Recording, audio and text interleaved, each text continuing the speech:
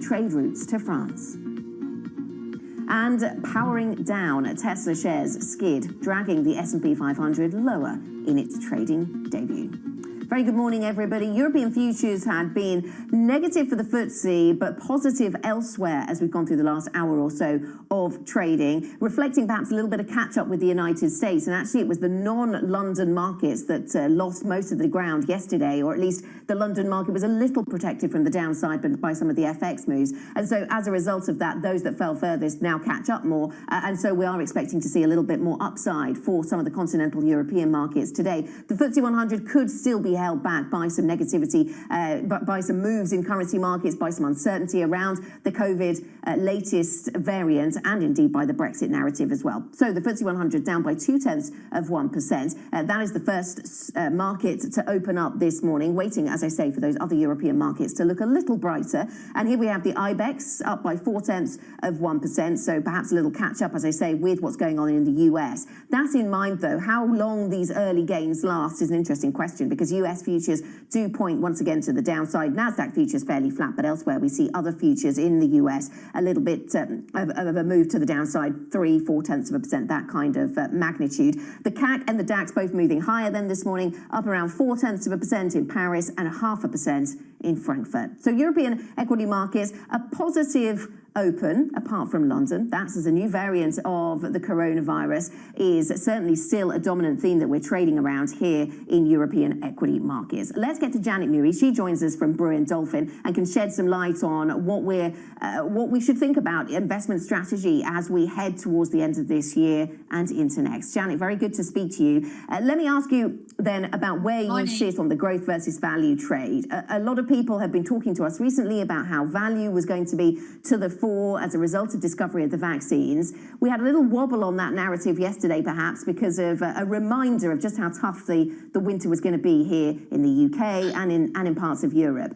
Where do you sit then as we head into 2021 on the value versus growth debate? Yes, we think that there's definitely more room for value to rally, but probably more likely to be a next year story, perhaps from the middle of next year, because what we have now is, as you said, a reminder that actually in the short term, people are still very cautious and still remain very sensitive to the virus development. And as a result, we see basically growth is still going to perform well because of the low interest rate environment and the structural shift to tech, for example. So we are probably going to see a bit of back and forth between the outperformance of value versus growth.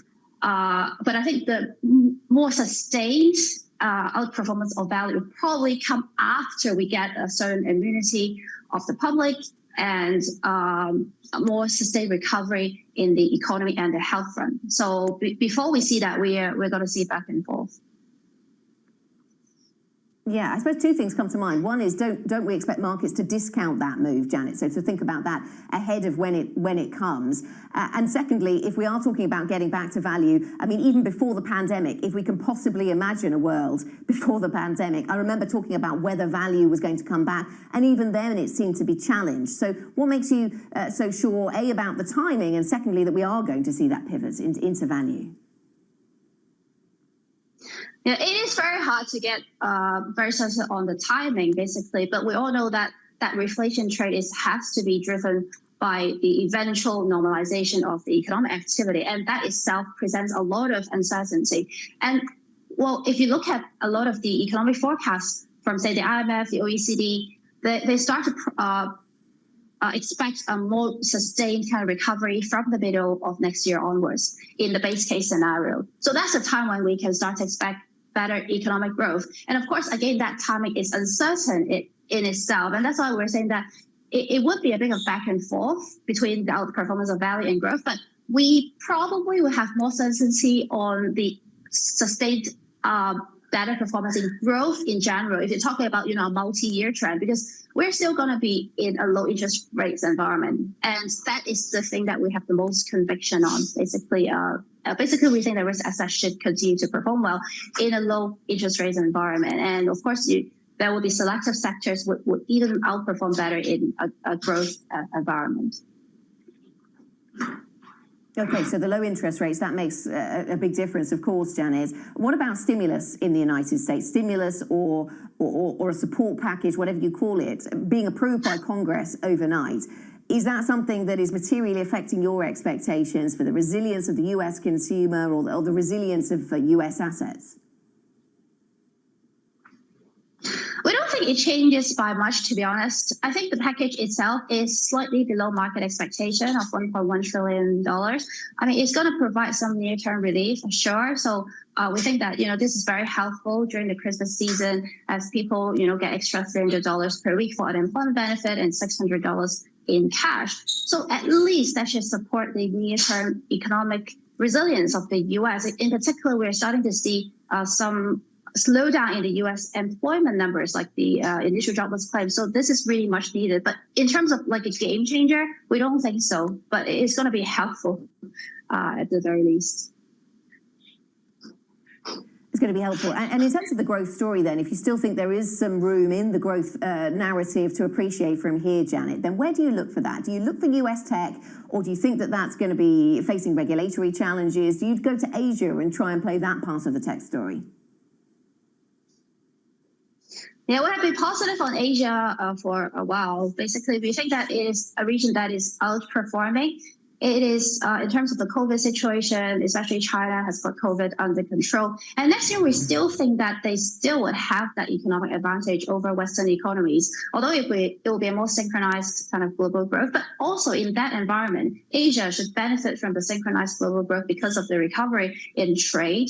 And of course, the sustained low interest rate and a potentially weaker US dollar environment should continue to support those sectors. And secularly, it is very attractive in terms of growth as well. We think that the tech sector, overall, it should still continue to grind higher in our opinion. But of course, I think the noises on the tech regulation and the scrutiny, it may hurt investor sentiment from time to time. But what we've seen recently is really, I don't think investors have sold off, particularly after, say, the bad news on Google and Facebook. So we think it will be just, mild setup along the way, but not changing the fundamental attractiveness of tech. Janet, thanks very much. Stay with us. Janet Mui, Bruin Dolphin Investment Director. She stays with us a little bit longer on the programme. We'll get her thoughts on the UK next. A last-ditch push. The UK may be ready to give ground on fishing rights, opening the way for a trade deal with the EU, perhaps. We will discuss that next. This is Bloomberg.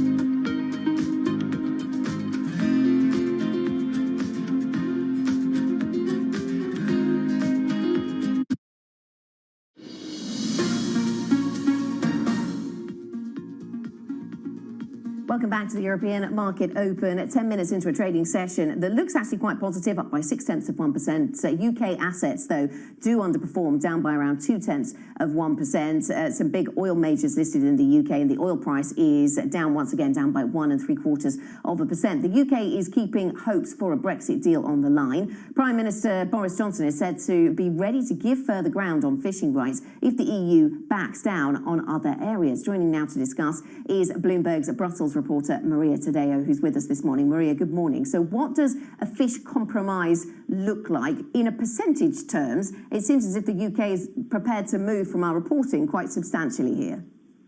Yes, Anna, and as you know very well, over the past 2 weeks, there has been a very difficult dynamic in which the UK is waiting for the European Union to move on the level playing field, and the European Union says it won't do so unless they get to a compromise on the fish first. So this is a very complicated dynamic the two of them are stuck in.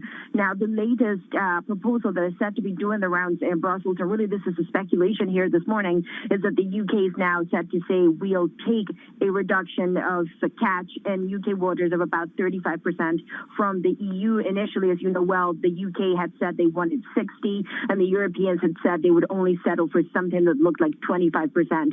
So that could pave the way for a compromise. There's also speculation, again, this is not official in any way, but it's what's doing the rounds in Brussels this morning, is that the UK would now also be happy for a transition period into the new quotas of 5 years. The Europeans had said initially they wanted 10. The UK was pushing for 3. So again, this is a point in between the two sides. Yeah, so we're now getting down to discussing whether the EU will reduce its catch in UK waters by either 25% or 33%, and over what time period. Important stuff, but we are at that kind of nuts and bolts level. Let me ask you about other matters, though, disrupting relations between, across the channel, Maria, and that is the travel disruption. We spoke just minutes ago to the Association of British Ports CEO, gave us his hopes and expectations for some change in the next 48 hours. What is the latest there? Right, and the Prime Minister also yesterday hinted at that he said he had been on the phone with Emmanuel Macron, with the French president, and that he was hoping for some kind of intervention to make this smooth, especially when you look at the flow of goods entering the UK and being stopped now in France. There is no signal for the time being from the French that this is happening imminently, but I would note that the language coming out of the French government has softened now, where they say what's needed is a health protocol that is shared by European countries. But of course, we know that didn't happen yesterday, and that they want to put in place some type of rules and a way of a guide, I would say, to make this sustainable in the next few days. If that happens, they would be keen and open to reopening again. But it was another blow yesterday, Anna, for the flow of travelers into the UK and into the continent, with Spain and Portugal both saying that they're also restricting access to their two countries. Remember, those were the two big exceptions where they're not exceptions anymore. They're also saying they're not accepting any planes for the time being. Maria, thank you very much. Our reporter there in Brussels, Maria Tadeo, on the various stresses and strains between the UK and the EU right now. In terms of the EU's fight against COVID-19, let me give you a headline that might be of interest. BioNTech saying this morning that EU countries will get the COVID vaccine in the next 5 days. A very nice seasonal gift for those who've been waiting for that. And we'll be speaking to BioNTech's CCO later this morning. So from the management team there, don't miss that conversation. That is at 9 a.m. London time. Now, Janet Mui, Bruin Dolphin Investment Director, is still with us. And Janet, I wanted to talk to you about UK matters. When we talk to investors, it does seem as if they don't see the risks as symmetrical around, in particular, the pound. They say there is more downside on no deal than there is upside on a deal. What would your assessment be? Yeah, we think that there's asymmetric risk and volatility with regards to the pound, depending on the outcome. I think it is because if you look at sterling, it has been pretty resilient, given there is either potential or headline news of a potential no deal. The talks are still tough, etc. And the sterling volatility actually hasn't been very extreme. So it does suggest to us that markets are pretty complacent, and they are pretty optimistic for an eventual deal to be struck. So we don't think the elements of no deal is actually priced in at the moment. So if we do get a deal, we think sterling would rise modestly from here, not too much upside. But if there is a no deal, which I don't think is a central market scenario, then there will be significantly more downside move for the sterling in that case. And what does the response, if there is no deal, what would the response in equity markets look like, Janet? Because if we saw a substantial move in sterling, that then sometimes has a negative correlation with what we see in stocks, but not always. And some investors point out to us the difference between maybe the knee-jerk reaction and then the more considered response. What would you expect that to be? Yeah, that's what we think. I think that the knee-jerk reaction would be negative for both the FTSE 100 and the FTSE 250, for instance. It's just because, well, the economic situation is likely to be tough with the virus plus no-deal Brexit. So knee-jerk has to be a negative reaction. But I think, as I mentioned, if there's a no-deal, then pound will fall significantly more. So in that case, we think the FTSE 100 should bounce back after that, once investors realize that there's a negative correlation between sterling and the FTSE 100. That is exactly the experience we had when we had the referendum. A knee-jerk reaction and then a gradual recovery in the FTSE 100. But I think the FTSE 250, which is more domestically oriented, would suffer more in that case, regardless of whether the pound strengthens or weakens. And what do you expect from gilts? Often on, well, today we see UK assets standing out, actually, in various senses. So the FTSE 100 is underperforming from an equity perspective. Gilts seem to be underperforming also because we are seeing weaker demand there, or weaker prices, rather, and higher yields on UK 10-year gilts. What would you expect to see from gilt markets as we approach the end of this year? We think that if there is a no deal, then we think that gilt yields should move lower. That is because we think that would be a response from the Bank of England, maybe not cutting interest rate, but at least more quantitative easing. And we just think that there will be more demand for government bonds, including gilt. So we think that gilt yields should come lower. I mean, there are concerns about the government budget position and the debt position, and maybe some initial fear of the UK, the government gilt market. But then we don't think that gilt yield should move much higher from here because we think that there should be more downside pressure from the economic front, from the need for safe haven. So, yeah, we think that generally, I mean, if there's a deal, we don't think it will move lower. If there's a deal, definitely we think 10-year yield should move higher from here. But if there's a no deal, then we think that, yeah, the 10-year yield should move lower from here. Thank you very much, Janet. Good to speak to you. Janet Murray, Brewin Dolphin Investment Director. Janet will be continuing her conversation with us at Bloomberg, on Bloomberg Radio at 9 a.m. UK time. That is where I will be heading at the top of the next hour. Let's get a Bloomberg Business Flash then. Here are some of the top corporate stories that we're covering here at Bloomberg. Vodafone is offering to buy out the remaining shareholders in German telecoms firm KDG. It comes 7 years after it originally agreed to buy the company. Back then, it acquired, or managed to acquire, about 77%, but was blocked from buying the rest by existing shareholders, including Elliott Management, who wanted more. Apple is planning to build a self-driving car for consumers by 2024. That is according to Reuters, which says the company is developing its own battery technology. Apple has been working on driverless cars since 2014, but pared back its ambitions a few years ago. No comment from Apple itself. Tesla was the biggest drag on the S&P 500 on its first day of trading on the benchmark. The electric car maker now represents 1.6% of the index, ending the day as its sixth heaviest weighted stock. The fall follows a surge on Friday when index fund managers purchased tens of millions of shares ahead of inclusion. That is your Bloomberg Business Flash. Coming up here on the European Market Open, finding a way out of the slump. Could 2021 be the year of European banking M&A? We'll get the lowdown on that sector next. This is Bloomberg.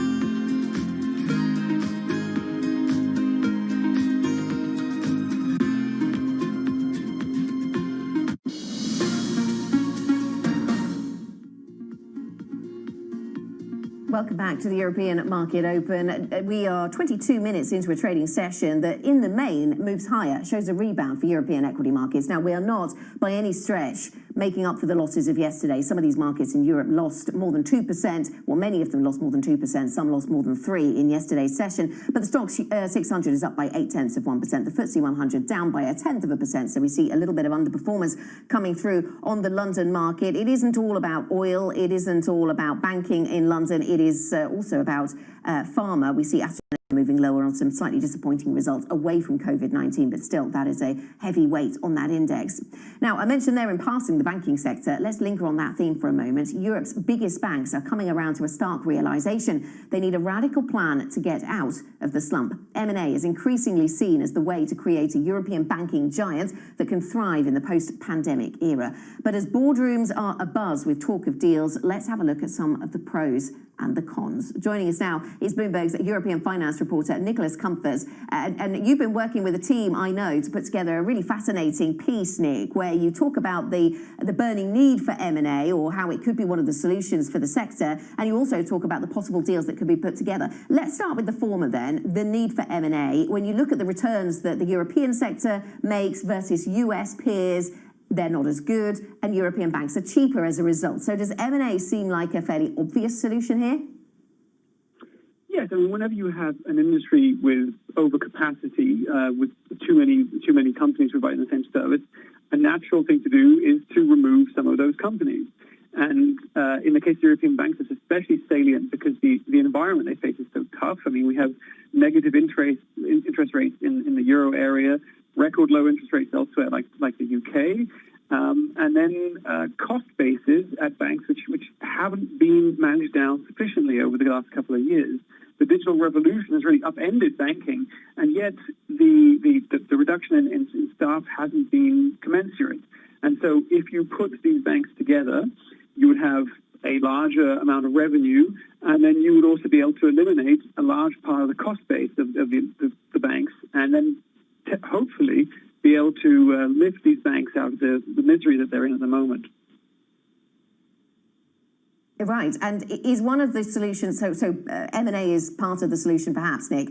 Is it going to be enough to do within market deals, or does cross-border M&A need to happen for the sector to start to perform even as well as the US banking sector? Well, it depends what you want to achieve with the deal, and obviously each deal would be unique. But if you want to address that cost base, then clearly an in-market deal is the easiest to do, because there you have overlap of branches, you have overlap of people working within the same country, of IT systems as well, and you'll be able to switch off some of those IT systems, fire some of those people, and close some of those branches, and that then allows you to tackle costs first and foremost. But if you have a bit of a bigger picture view, maybe if you're a true European, for example, and you really want to connect the different European banking markets, well, then cross-border mergers within Europe would be one way of really ensuring the flow of capital across those different markets. However, that's somewhere where the regulation is still in place, which kind of hides off these individual countries. It's very hard for banks to move liquidity and capital across markets.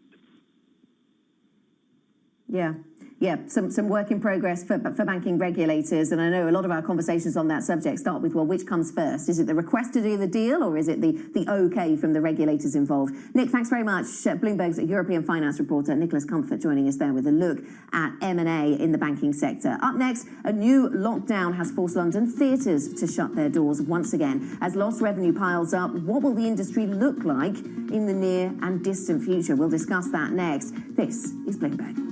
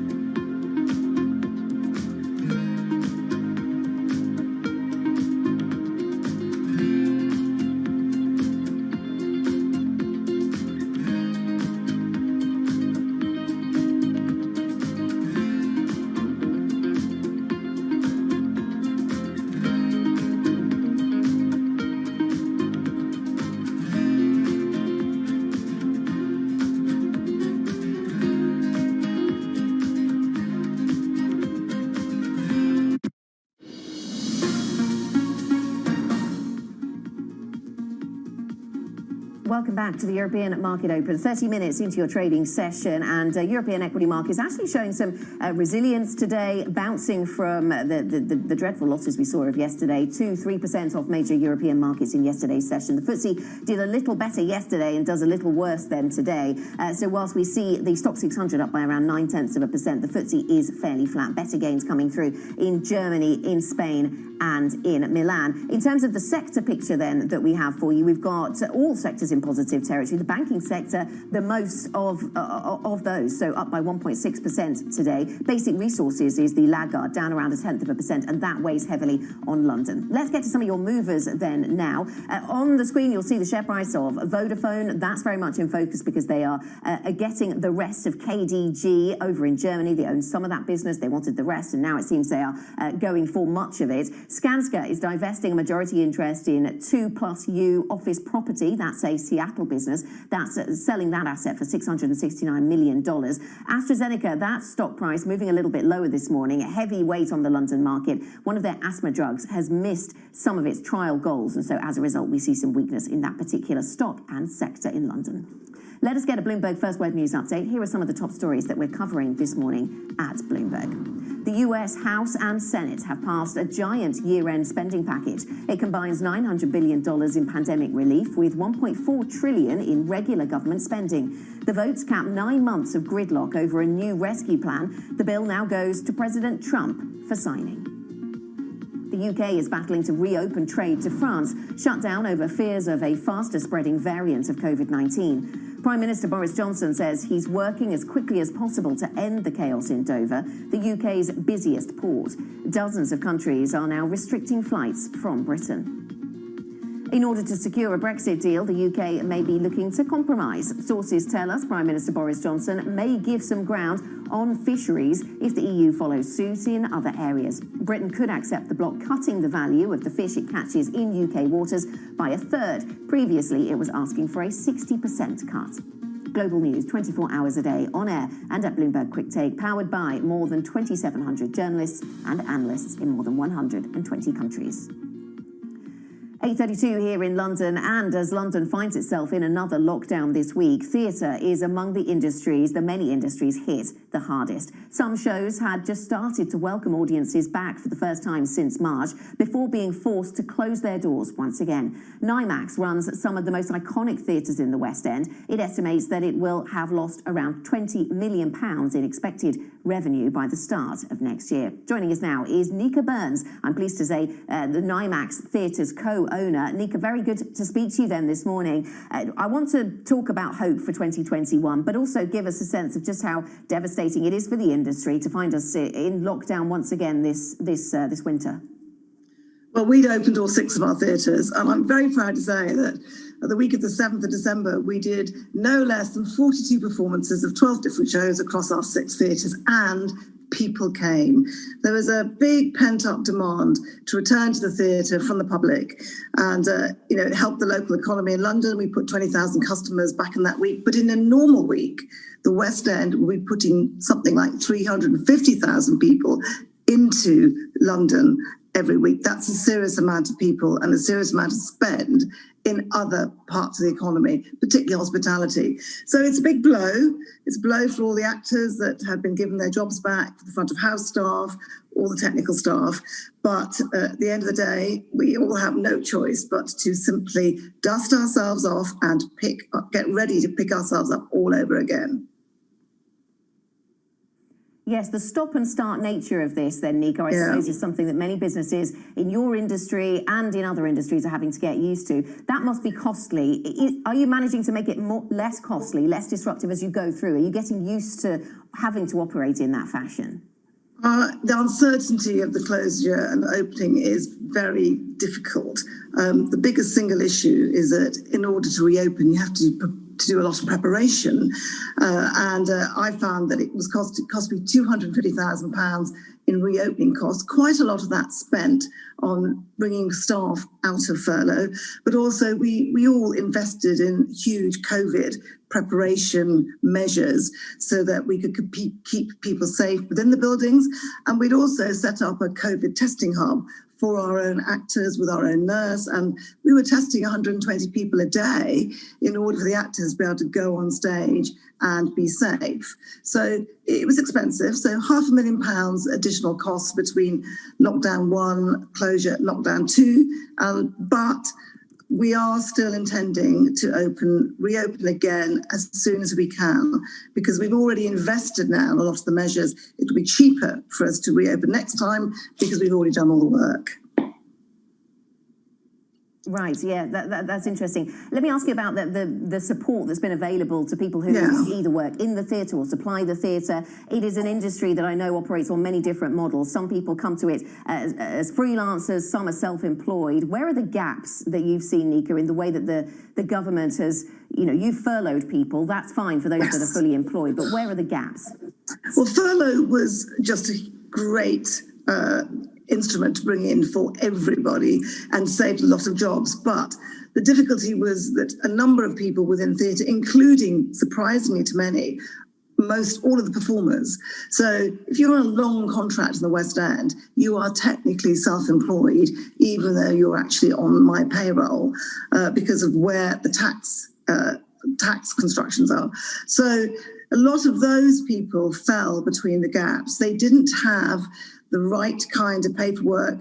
They didn't have enough tax returns to submit. And so they were entitled to absolutely nothing except unemployment benefit. And then the industry stood up and tried to help. And like Sam Mendes, the great theatre and now film director, he went on a big campaign to raise money for theatre artists. And we raised a lot of money together.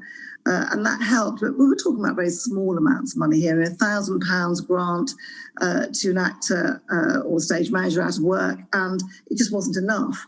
So I think it's very difficult when there are different types of employment to find a scheme, however willing the government might be, that fits everybody. And in our case, we just found all our freelancers falling through the gaps. That's, directors, designers, writers who would normally live off royalties of a play.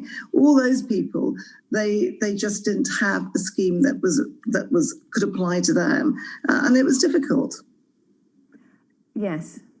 And Nika, are you concerned about the long-term survival of the West End? And I suppose I don't just mean theatres here. I mean everything that adds up to the West End experience, whether that's tourism or shopping, and theatres play a key, and hospitality, of course, and theatres play a key part of that. What are your expectations for what a new version of normal might look like post-pandemic? My expectations are that we are going to have to, like the whole country and other countries, let's just face the reality of the situation we're all in, is that there's going to have to be a rebuilding process. I think theatre is very resilient, it's resourceful, people think out of the box. We will be opening up across the country, we will be realistic and be thinking about the size of the shows. We would like some help from the government in terms of We're All Back for Business campaigns. I'm not expecting 100% return to audiences. We've been doing most fantastic capacities for the last 10 years. Every year, the box office and the ticket numbers at the West End have grown. And I've been enjoying over my 6 theatres the most amazing audience levels. So we're all going to be a little bit tighter on the money. People are going to be thinking how they spend it. I believe that audiences return, but we need to be smart about pricing. We need to be smart about what we're putting on, and we need to slightly lower our expectations in the understanding that it's not all going to be all eyes and teeth on day one. We're going to have to expect that it'll take a year, 2 years, maybe even 3 years to rebuild completely. But I do think there will be enough capacity for us to be able to continue to present very high quality work. And maybe there has to be a little realism about perhaps everyone taking a little bit less in order to provide the most amount of work for everybody. And if you're thinking smartly about what to put on then, Nika, what do you think we will be on the other side of this? What will we be in the mood to go and watch? Will we want to just some sheer escapism from what we've all been through over the last year or so? Or will we want to explore that experience theatrically? I think we definitely will want a really big laugh. I've already found in reopening that audiences were very, very keen just to release all the frustration they've had and have a laugh, have a sing. Really good musical work, musical theatre work, and concerts. We've been doing a lot of musical theatre concerts. And we will be exploring how the pandemic has affected us. Playwrights have got their pens ready already. My musical, everybody's talking about Jamie, which is set today. When we reopened, we had written COVID into the script. So we actually open in a classroom, and the year 11, that 16-year-old students were winding up their teacher with their masks, pretending not to be able to hear her and teasing her.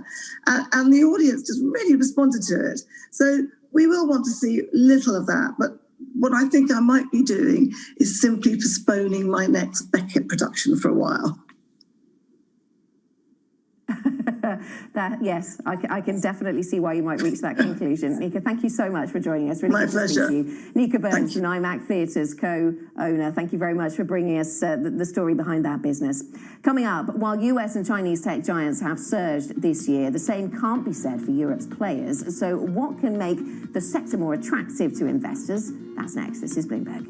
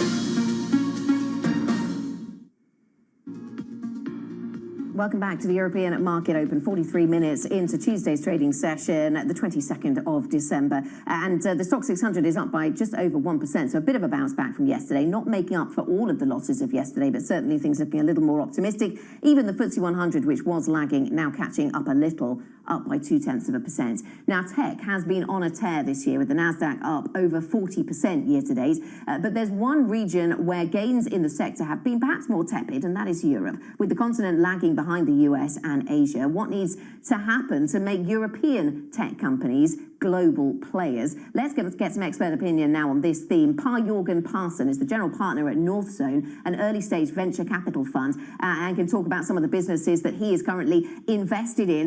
Thank you very much, Per-Jørgen, for joining us. And I know that you think that capital and talent are all coming together and aligning in a way that makes the next year and the years ahead quite exciting for European tech. Why do you think that's happening? Yes, I think, thank you for being here. I think it's important to note that the tech ecosystem is relatively young in Europe compared to, for instance, in the Bay Area. And I think it's coming of age now, and we have seen a tremendous strengthening of the tech ecosystem over the past 4 or 5 years with returns actually in the venture capital sector being at par with how they are being produced in the U.S. I think that the public markets are still a little lagging, but I think that will come back with a vengeance over the next several years as the capital, talent, and also the market and the sheer size of the market that is quite important in Europe, and it's starting to play out in a good way now. Do you think that European tech businesses have the ability to operate cross-border in the same way that a business set up in LA can operate in New York and Alabama and elsewhere? You know, language barriers aside, which might be part of the issue, can you treat Europe like one big market? I guess I'm talking here about the EU specifically. Well, I think it's a little bit of a misnomer to say that European companies are only addressing the European markets. I think the successful tech companies, they are global in nature, and since most of these markets are too small to carry a company of like a unicorn size, i.e. more than $1 billion, they need to branch outside of Europe. And you see quite a few of the very successful European companies also seeing tremendous success in the U.S. and elsewhere. So even if there are language barriers and such, I don't think that it's necessarily that big of a problem for the long haul, as also language barriers are maybe not as pronounced as they were maybe 10, 15 years ago. And also that the sales models have become more and more remote, more and more that you are sort of getting your software on a tap in the form of software as a service. And that makes the sales process much less complicated than it was in the past. And let me ask you, I know you've got some 6 unicorns, I think, under your belt right now, Per-Jørgen. I don't want to make you choose in a very unfair way, like picking your favorite children, but I don't have time to talk to you about 6. So let me ask you for the one that you find most exciting, maybe one that's going to come to market the soonest. What's exciting you about the portfolio at the moment? Yeah. So we have experienced a tremendous year with 6 new unicorns. So that means that they were nowhere near that level a year ago, but they have certainly benefited from the fast forwarding of the digital adoption due to the COVID pandemic. And one of the more exciting ones is obviously Hopin, which is an online conferencing tool that went from basically nowhere to a $2+ billion valuation in less than 9 months. So it's absolutely amazing. Then we have one of our Danish companies, Trustpilot, that we are hoping to take to the markets early next year. And we have great hopes in that, obviously. We invested in the leader in e-scooters, e-mobility, Tier, which is a German company, and they have raised a massive amounts of funding and are growing like weed right now, which is quite exciting to see. And the interesting thing with that model, although it was invented in the U.S., it seems like the European market is much more appropriate to scale a company to a massive size rather than the U.S. Due to how cities are structured, basically. Okay, so that's some of the exciting projects that you have under your belt at the moment then, Per-Jørgen. Of course, talking about technology, it is still a sector over which a long shadow is cast by what happens on the west coast of the United States. And they're big giants like Google and Facebook getting increasingly into trouble with regulators. What's your perspective from somebody who works in a very different part of the tech universe geographically and from a size perspective? What do you see how relevant is it to you, the size of these businesses, or is it not the size, it's what they do with that size? Yeah, I think they are actually starting to become more and more a problem for the communities at large, and I think the legislator needs to step up the game here. Although we're all happy that Apple invented the concept of the App Store, what I don't think is okay is that they are imposing an Apple tax and basically leveraging their ecosystem monopoly and basically preventing other companies to be successful. And the same goes for instance, Google or Facebook. They collectively, I think, control some 60% of the global advertising market, and they are defining everything from what kind of data to price points to virtually everything. So I think it's high time for the antitrust mechanisms to come to play here and see what we can do to make sure to get a vibrant part of the economy going in the sense that very few new apps today, for instance, can successfully launch because it's just simply too expensive to access consumers through the app stores, and it's because Google and Apple are basically reaping all the benefits. Per-Jørgen, thanks very much for joining us. Per-Jørgen Parson, Northzone General Partner. Thank you very much for bringing us your insight into the technology space here in Europe. Up next on the programme today, we're asking the question on the Markets Live blog, which assets will benefit most from the US aid plan? This in relation to the stimulus that Congress has now passed. We'll put that question to the Market Live team, and Richard Jones joins us from that team next. This is Bloomberg.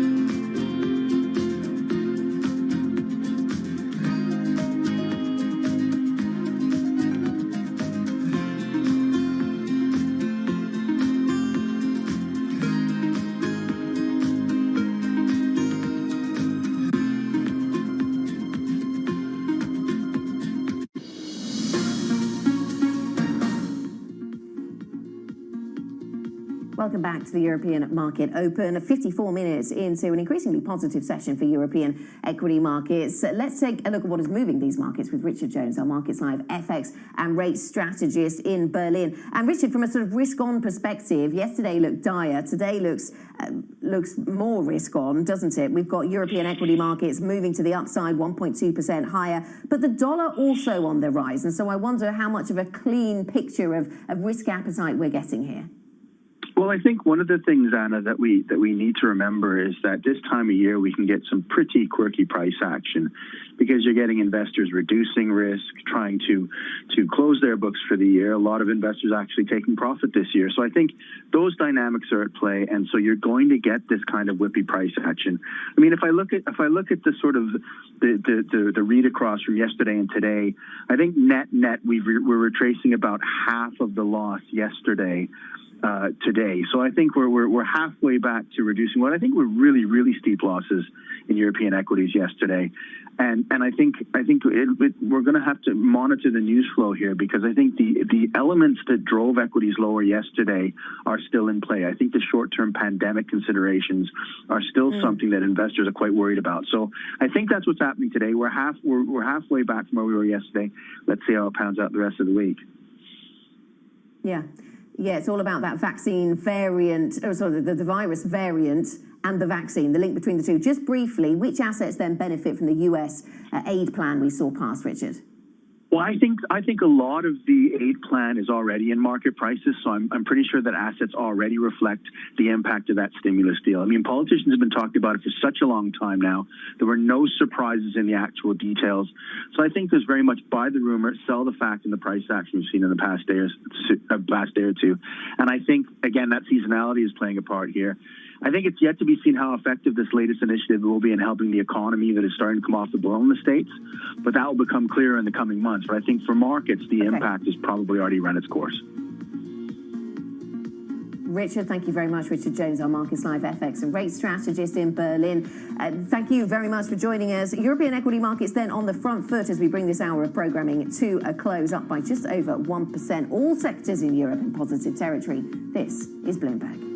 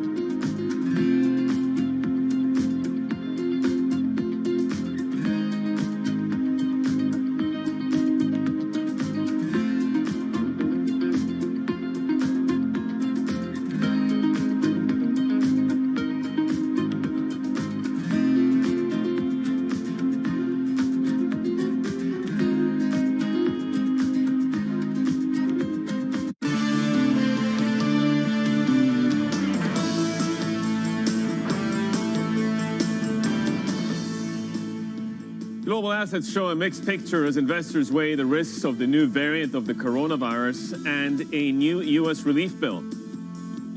A challenging Christmas, Boris Johnson offers a last-ditch proposal on fishing to secure an 11th-hour Brexit deal as he races to reopen trade routes to France. And BioNTech explores options to boost vaccine production as its jab with Pfizer clears approval by the European Union. We're going to be speaking to the company's chief commercial officer in just over 30 minutes' time. Welcome to Surveillance. I'm Yusuf Gameneddin in Dubai. We have then quite a bit of a bounce back in European stocks after the biggest drop in 2 months. But that is a little bit of a different picture than what we're seeing in some of the other key asset metrics. Let me give you a bit of a rundown then. Cyclicals driving the recovery in the European stock story, quite substantially so. But then you look at US 10s, you can sense the caution. Bunds and Italian bonds edging higher. Underperforming treasuries. It's been a volatile session. You have the year-end liquidity issues to deal with as well. It is a stronger greenback story that is in the eye of the storm in the FX space. Cable at 134.38. We're down 1/5%. The haven flows continue to prevail, especially outside of the stock space. Brent crude under pressure, and that gives you another signal about the trepidation that still exists. We're just barely above $50 a barrel there. We'll keep a close eye on those moves. But now, let's get to the Bloomberg First Word News. The U.S. House and Senate have passed a giant year-end spending package. It combines $900 billion in pandemic relief with $1.4 trillion in regular government spending. The votes cap 9 months of gridlock over a new rescue plan. The bill now goes to President Trump to sign. Suspected Russian hackers targeted senior Treasury officials in the recent cyber attack, according to the top Democrat on the Senate Finance Committee. The information taken isn't yet known. The hack reached the offices of the highest-ranking officials, but it doesn't seem to have hit the IRS or taxpayer data. The European Union has approved the vaccine from Pfizer and BioNTech, paving the way for inoculations to start before the end of the year. Officials at Europe's health regulator also say there's no evidence the vaccine won't work against the new variant of COVID-19. Global news 24 hours a day on air and at Bloomberg Quick Take, powered by more than 2,700 journalists and analysts in more than 120 countries. Those were some of the highlights. Let's talk more than about the new variant of the coronavirus that is still weighing on markets. It's causing global concern. It's more contagious. It raises the risks of new lockdowns and has already triggered a fresh wave of travel restrictions. Taiwan, just a few hours ago, the latest there in terms of reducing flights from the UK, was discovered in the United Kingdom earlier, but cases have also been identified in other countries. Take Denmark, for example, the Netherlands, Belgium, and Australia too. Britain's chief scientific advisor, Sir Patrick Vallance, has weighed in and says more needs to be done to limit its spread. It is likely that this will grow in numbers of the variant across the country, and I think it's likely, therefore, that measures need to be increased in some places in due course, not reduced. So I think it is a case that this will spread more. For more, Sam Fazeli, our senior pharmaceuticals analyst and director of research at Bloomberg Intelligence for EMEA, joins us. Sam, this new variant, then, I mean, it is present in more countries. Is that likely to expand then, given the current list that we are familiar with? Yeah, good morning. So it is possible that it will expand. One interesting element that's just been added in the UK is the hypothesis, and I have to stress, all of these things at the moment are hypotheses until solid data backs them, that the rapid increase rate that we've seen in the UK may be driven by youngsters, so adolescents catching the virus and even younger people, that because the virus has found a way to be more efficacious in getting into your cells, and those age band are less susceptible normally, it seems to be that might be what drove the rapid rise, as opposed to people like me being more susceptible to the virus. If that's the case, it obviously impacts massively how we think about schools and opening of schools in everywhere, including especially the UK. Sam, I mean, the indications are that this vaccine or vaccines in general are meant to continue to be effective with this variant. But again, there's no hard evidence to actually confirm that. So it could also not be as effective.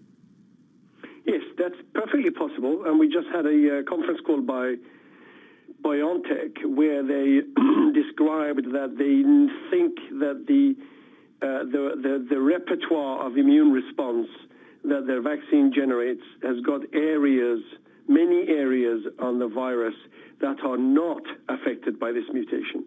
The problem is that mutations often also change slightly the shape of proteins. And what that could mean in this case is that even though the specific area that their vaccine targets are not affected by the mutations, they may be less accessible to attack by the vaccine. But all of that, again, even this is a hypothesis. They just have, and they've said within 2 weeks we'll get the answer as to whether this mutation, this variant is as susceptible or not to our vaccine. Sam, I appreciate your insights. Thanks for the moment. That's Sam Fazeli. He's our senior pharmaceutical analyst and director of research at Bloomberg Intelligence for EMEA. Let's widen out this discussion because European shares have advanced this morning after falling the most in almost 2 months. Christian Nolting, Deutsche Bank International Private Bank CIO and Head of Investment Solutions, joins us now. Christian, in your research, you make the argument that one should not believe that there's going to be a quick return to life as it was pre-COVID. As you look at the market reaction to this new variant of the coronavirus and the potential implications thereof, what is the battle plan at Deutsche Bank Wealth Management this morning? What's the battle plan? To be a bit more cautious on reopening the economies, and that's why we have been more cautious on growth for 2021. And I think it won't be an easy first quarter, to be very honest. Nevertheless, our outlook is also saying that we see a light at the end of the tunnel. We still think that vaccines will do a good job. And then probably from the end of Q2 onwards, you see a real effect. And as long as we have not heard the vaccine doesn't work against mutation, from that perspective, I think we have all reasons to believe that. But nevertheless, as you rightly say, we think then it's not immediately live before COVID. We think there are massive changes. We call it even tectonical shifts. Why? Because the debt levels are higher and there are others. Technology has been accelerated really trends from the technology side, from the healthcare side. And that's something we need to take into account. Another reason is home office, where I am now and many of us. So there are changes which will stay. Yeah. Would a faster virus contagion, so let's assume that this spreads and transmits much more easily, if that is the case, does that also mean that you could be looking at a financial contagion, even if it's just a mild one, sort of at the tip of the year end? I mean, we're already, of course, beginning to see a little bit more demand for greenbacks. Well, I think people have to realize we probably with that more contagious virus that lockdowns can be staying for longer, as I mentioned. And that's why probably growth rates for 2021, which sometimes were skyrocketing, have probably been brought down a little bit more.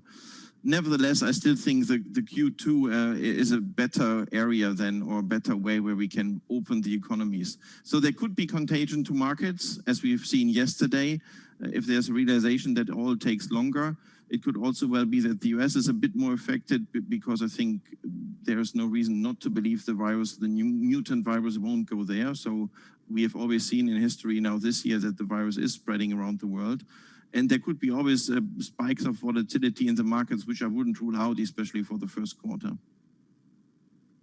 So what kind of sector calls are you making off the back of the bigger themes that you address, the 4Ds, right? So the impact on divergence, demographics, digitalization, and debt. That's a direct quote from your note. Yeah, we like that 4D themes because it's probably easy to remember and important for investment decisions. So if I may start with debt, our first D, the already mentioned high debt levels, that could have implications really on, if you look at the US, they talk about taxes already. So to bring down inequality from that perspective, but it's also that there's more spending on healthcare. So that's why we like the healthcare sector for investments. And if you combine that with technology, the second D, digitalization, medtech is certainly interesting from our point of view. The 30 demographics. Yeah, we're gonna pick this up right away. So I want you to hold on to that thought with some of your conviction views. Christian Nolting of Deutsche Bank International Private Bank stays with us. Let's get you a bit of a preview then of what is coming up. We're gonna look at what's happening in France because they've shut down freight traffic from the UK's busiest ports. And countries around the world are banning travelers over virus fears. Brexit talks are still ongoing. I'm gonna bring you the latest on the challenges facing the UK. That's next. This is Bloomberg.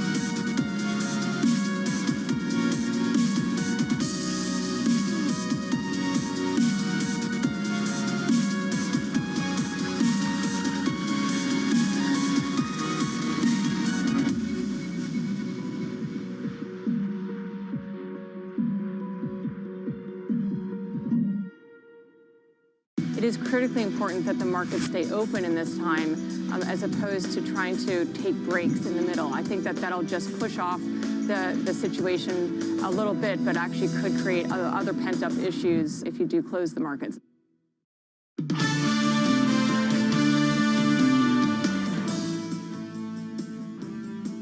Economics, finance, politics. This is Bloomberg Surveillance. I'm Yusuf Gamenedine in Dubai. Boris Johnson says he's trying to reopen trade routes via Dover, the UK's busiest port, as fast as possible. A day of discussions failed to end the chaos at Dover in southeast England after France shut down freight arrivals from midnight on Sunday because of fears over a faster spreading COVID variant. More than 40 countries, meanwhile, have now banned travelers from the UK. And all that while the days count down to the end of the Brexit transition period. Joining us to discuss is Bloomberg's Maria Tadeo in Brussels. Maria, bring us up to speed then on the latest travel restrictions and where we are at with the freight holdups.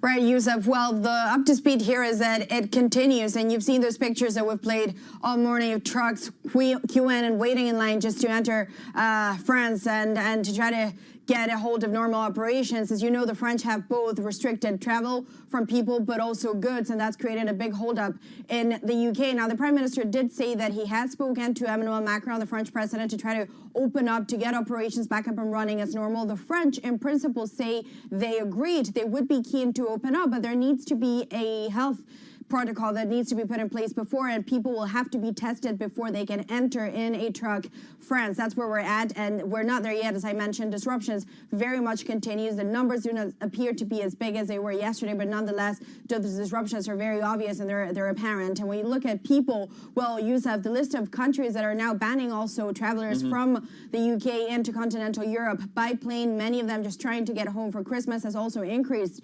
You now look at Spain and Portugal, which have said initially they didn't want want to do this. They just wanted to focus on testing, now saying that they're also having to, or they will have to close their airspace to UK flights. And this is all happening in the midst, too, of the Brexit talks, but it's also happening in the midst of an internal debate here in the EU as to what measures should be taken next and as to what type of coordinated approach is needed. Maria, we are also waiting to hear from Abu Dhabi airports to get a bit of a feel on what the direction is when it applies to flights from the UK. Where are we with the Brexit discussions, though? Because it looks like we had a little bit of a breakthrough. Yeah, look, the clock is ticking, and we know there's 2 weeks before the UK could crash out potentially in WTO terms from the European Union. What I would say, however, is that there is speculation, this is not official, but is a rumor that is doing the rounds today in Brussels, that there could be a breakthrough on the fish, that the United Kingdom could be about to give ground on the quotas. Remember, they had said they wanted to see a reduction from the UK quota of fish in UK waters from the EU of 60%. That is now seems to be moving to 35%. It's closer to the 25% offer that the European Union put on the table. And they're also saying that they could potentially increase the transition period into the new quotas, given that a 5-year term to adapt to the new situation. Remember, the EU had said they wanted 10 years, and initially the UK had argued for 3. Again, this is not official, but it's what's doing the rounds today in Brussels. And the idea is that if this serves to unblock the talks over fish, that a deal could be closed. Maria, thank you for that. That's our reporter there from Brussels, Maria Tadeo. I want to get back to Christian Nolting of Deutsche Bank International Private Bank. He's still with us. Christian, the UK is ever more finding itself in a real mess, and is also arguably losing quite a bit of leverage. That's if it had any to begin with. Is that going to make a deal a little bit easier here? Well, I would say you cannot just be pushed to a deal just because you create this mess from the mutant virus. I think, nevertheless, I think it probably shows again what could happen if the deal doesn't happen. So literally now you see all the queues of lorries in front of the Dover port. That's always the picture we had in mind if there's a no trade deal. And maybe that helps a little bit. I think we see some developments today, as we just heard, and maybe we could get to a solution. And then when it comes to the nearer term trajectory of cable, under pressure as you would expect right this minute, but is there a case to be made to allocate some capital into this trade? Well, I think if we get a deal really, or a kind of solution, that could be certainly seen positive, because you just have more confidence that there is now a growth of the UK economy. Of course, the virus is still there for quite some time, as I mentioned earlier, especially in the first quarter. But I think then you can plan a bit better. So there's more, let's say, certainty what you can expect, and that would also trigger money to flow back into the UK. And from that perspective, yes, I would say if you have a deal, that's certainly seen positive. Is a double-dip recession now unavoidable for the UK as far as you're concerned, Christian? Well, I think probably yes, that's what we see. Nevertheless, we already know, as I said, that there is probably light at the end of the tunnel. And if we see vaccinations working, which is still, as I mentioned, what we should assume, then we do see some growth for the UK in the round of 4.5% for 2021, which is then out of double-dip recession, actually. Christian, we still have a little bit more to discuss. Christian Nolting of Deutsche Bank International Private Bank stays with us. Coming up, let's get you a bit of a snapshot and relief at last. The second biggest economic rescue package in the United States. History passes Congress, but have markets already priced it in? Is it ancient history already? Well, we'll get that answered next. This is Bloomberg.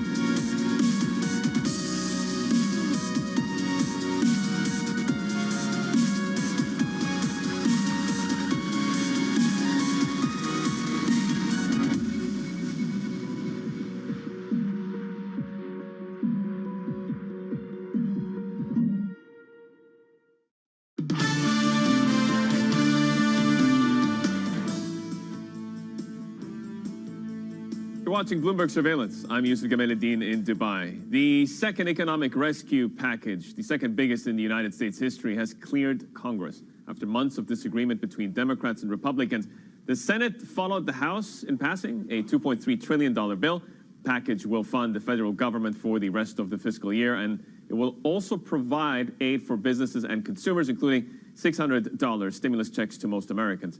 Christian Nolting of Deutsche Bank International Private Bank is still with us. Christian, the Markets Live team is looked at the reaction right after the Senate decision came through early on in the morning, and they are wondering what assets are going to benefit the most from the U.S. aid plan. Because of weeks of negotiations, markets had a lot of time to price in the consequences of this, right? Yeah, there was a long time where this was negotiated. Remember, it was even to be discussed to be there ahead of the elections in November. Now we are close to the end of the year, and finally this is through. I think the rising infections have also pushed politicians really to that. And indeed, markets have looked into that and priced this, but I think still one reason why the US didn't do so bad as others yesterday was that we have now this agreement in place, and also now this is through the both houses of the Congress. I think is positive news also for the markets. I think especially equities are profiting from that because you see there's fiscal stimulus. That's a pattern we've seen throughout the whole year of 2020, actually. Is it your go-out kind of stocks like airlines and restaurants that should become my primary focus again? Well, I think that's the discussion really of growth versus value. We have seen this massive outperformance of growth because of technology being there. It was clearly one of the winners of all this crisis. And we think now over the recent weeks, we have seen cyclical stocks coming back. And I would really differentiate between only value, because still we see a very low interest rate environment, which is not the best environment for financials, and that will stay for quite some time. So cyclicals should do quite well, and especially going into 2021, where we see a recovery then in growth. What about the return of buybacks for banks in the United States? How critical a signal is this for the wider market? Well, if that's returning really as now it's discussed and I think happen in 2021, that's certainly positive news. You've also seen that in Europe that the ECB under certain circumstances is allowing that to happen again, also for dividends. I think that's good news because it's helping the markets, of course, from a demand-supply perspective. And I think that's good news if that's coming back to the markets for investments. All right, we'll leave it there. Fantastic. It's been an insightful conversation. That's Christian Nolting. He's the Deutsche Bank International Private Bank CIO and Head of Investment Solutions. All the best for the new year, of course. Coming up on this program, a desperate attempt to reopen trade routes ahead of Christmas. France is closing its border to the UK over the mutant virus that's caused an enormous amount of disruption. We're going to be speaking to the managing director of the international haulage company, Alkaline. That's next. This is Bloomberg.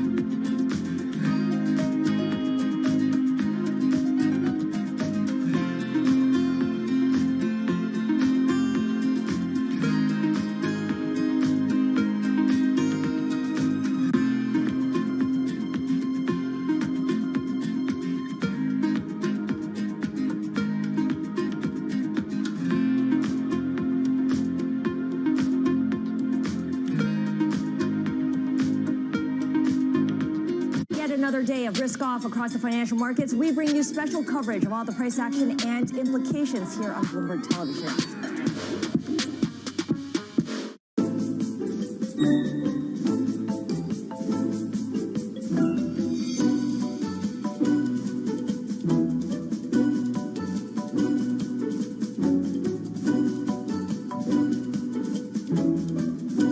I was actually poor. No foreplay? Eat your bag of Lay's with a smile on your face. If all the diseases have been taken, I'll take a tax.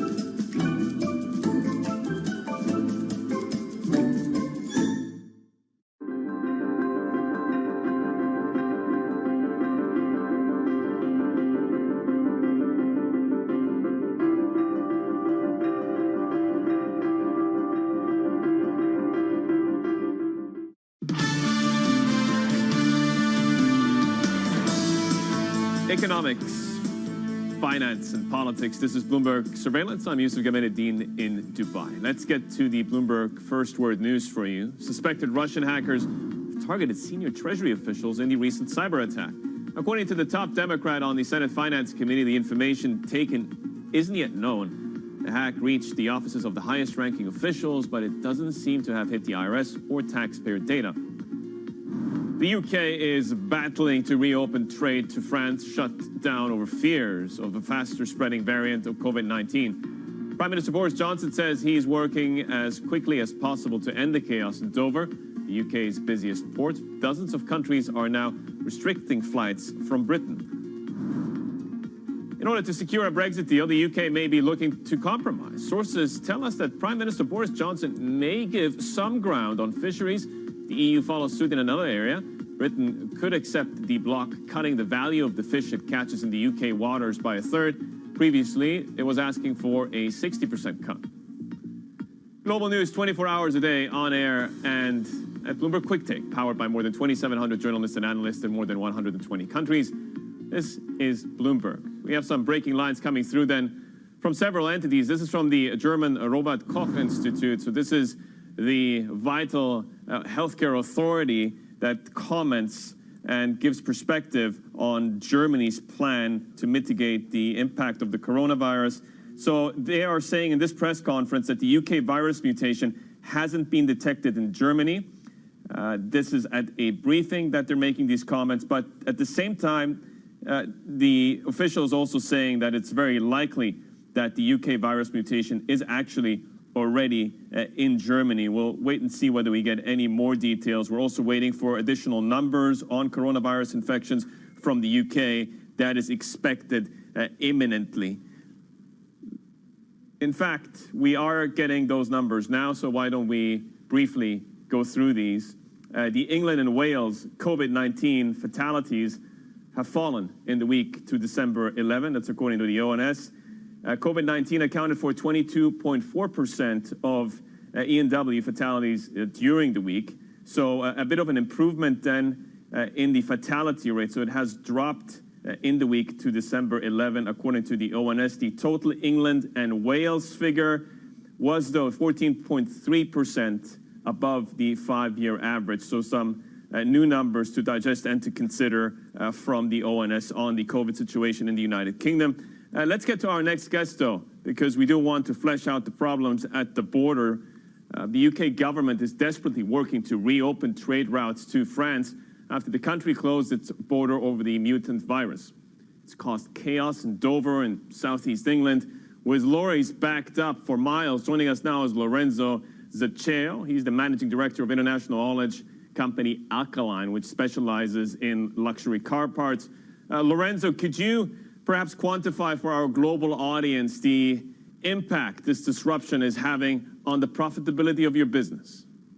Well, obviously, it's absolutely massive because we are talking about anything between 50 to 70,000 pounds a day, and that is a loss. And not to mention the repercussions, because obviously it's been a very, very bad year, because obviously, as you probably everybody knows, we had those 3 months, March, April, and May as well, very, very bad. There were massive losses there because the automotive industry came completely standstill, and and everything else really, nothing was moving. So we come out of that disaster just to hit another one, and basically that's a massive amount of money that we losing. I mean, £1.2 million was lost in those 3 months. Now we're adding more losses here. Everybody's concerned, obviously, because the drivers are concerned. Our customers are concerned as well because nothing is moving at the moment, and that's the issue. So, I mean, Lorenzo, are there any contingency plans then that you have been able to roll out? What are your options? How are you working around this? Well, we try to do the best we can with unaccompanied, but obviously the unaccompanied is just basically it's too much. They normally handle about 30, 40 crossings a day.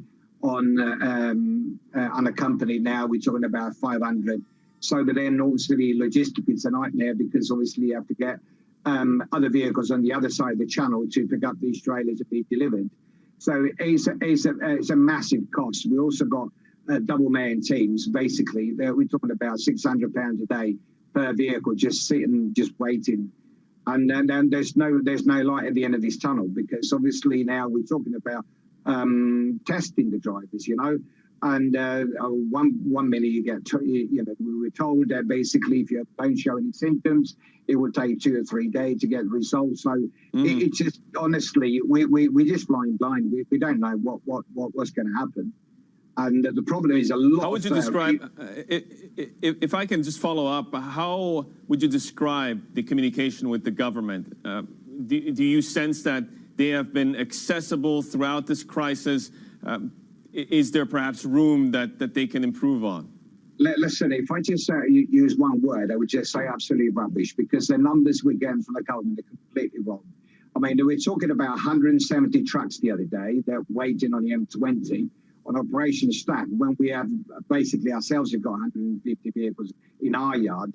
So they're miscounting. I mean, they you know, if you've got 23 or 25 miles queue, obviously that makes up to 2,000 vehicles. So they come up with 900 vehicles. I mean, certainly somebody can't add up.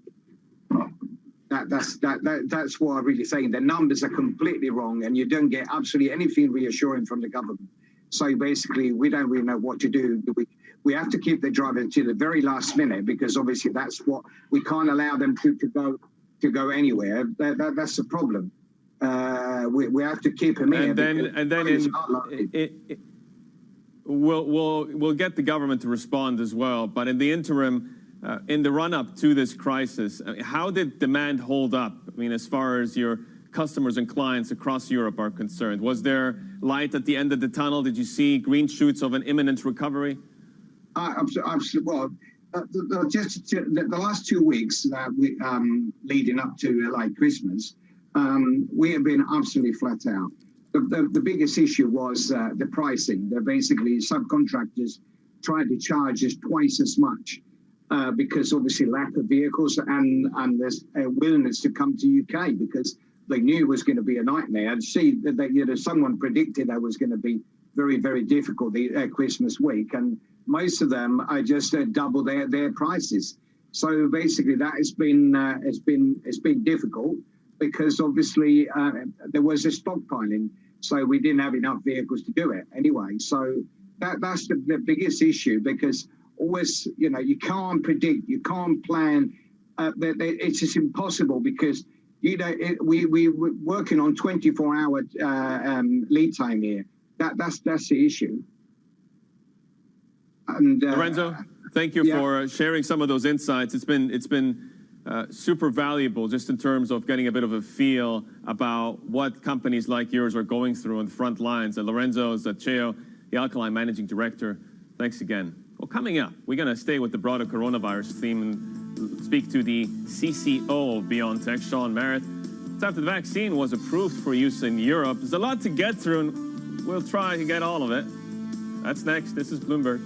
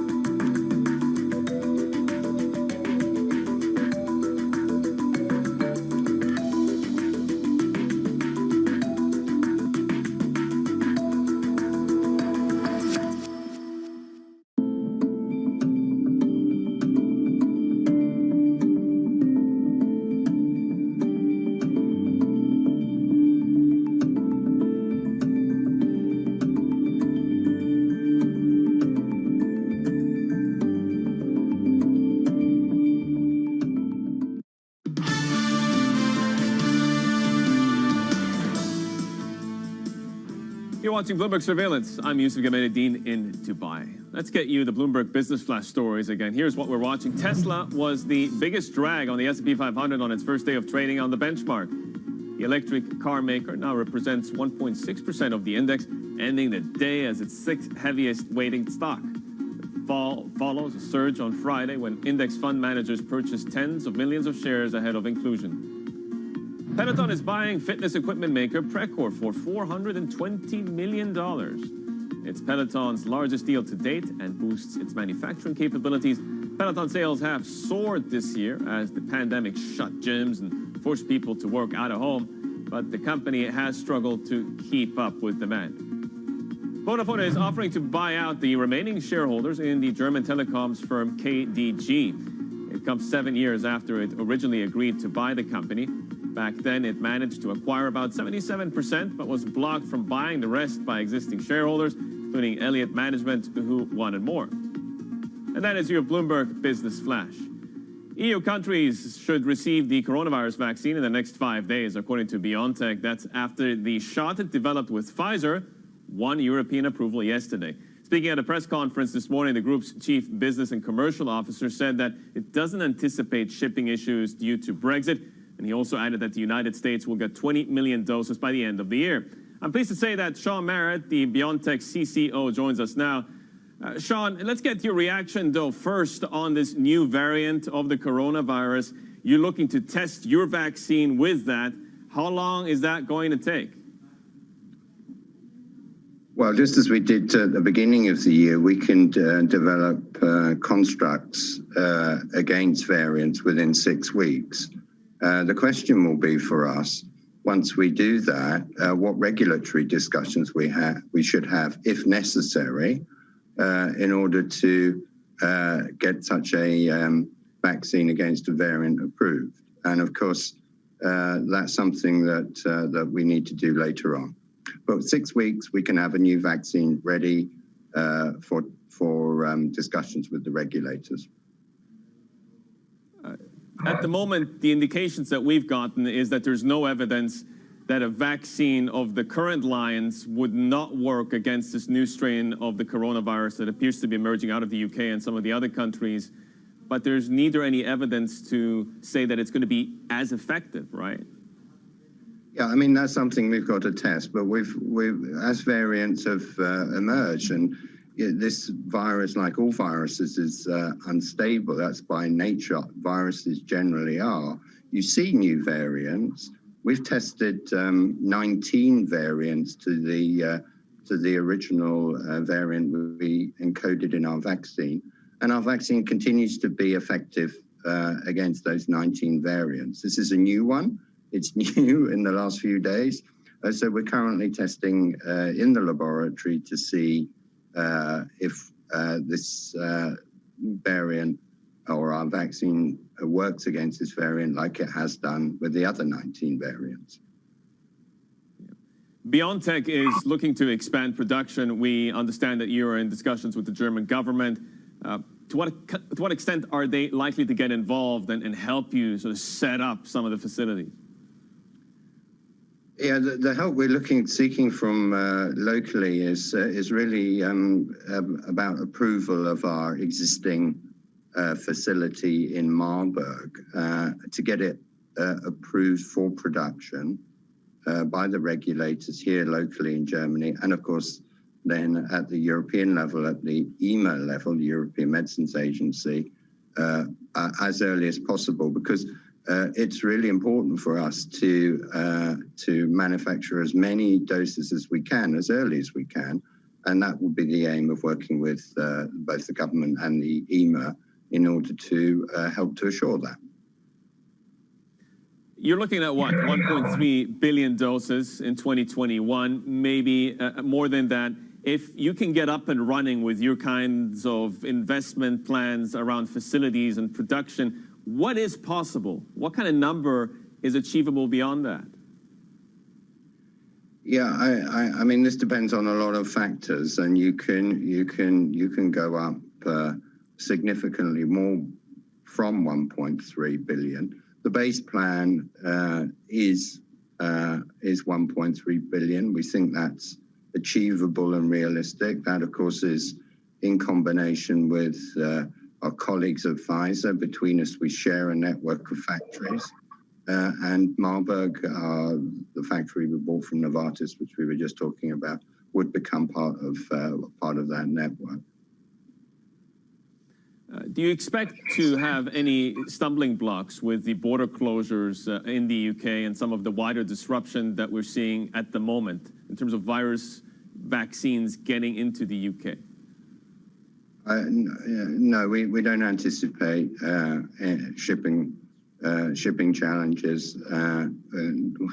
We ship by plane, boat, and lorry. If the Channel Tunnel to the UK is shut, there are other routes into the United Kingdom.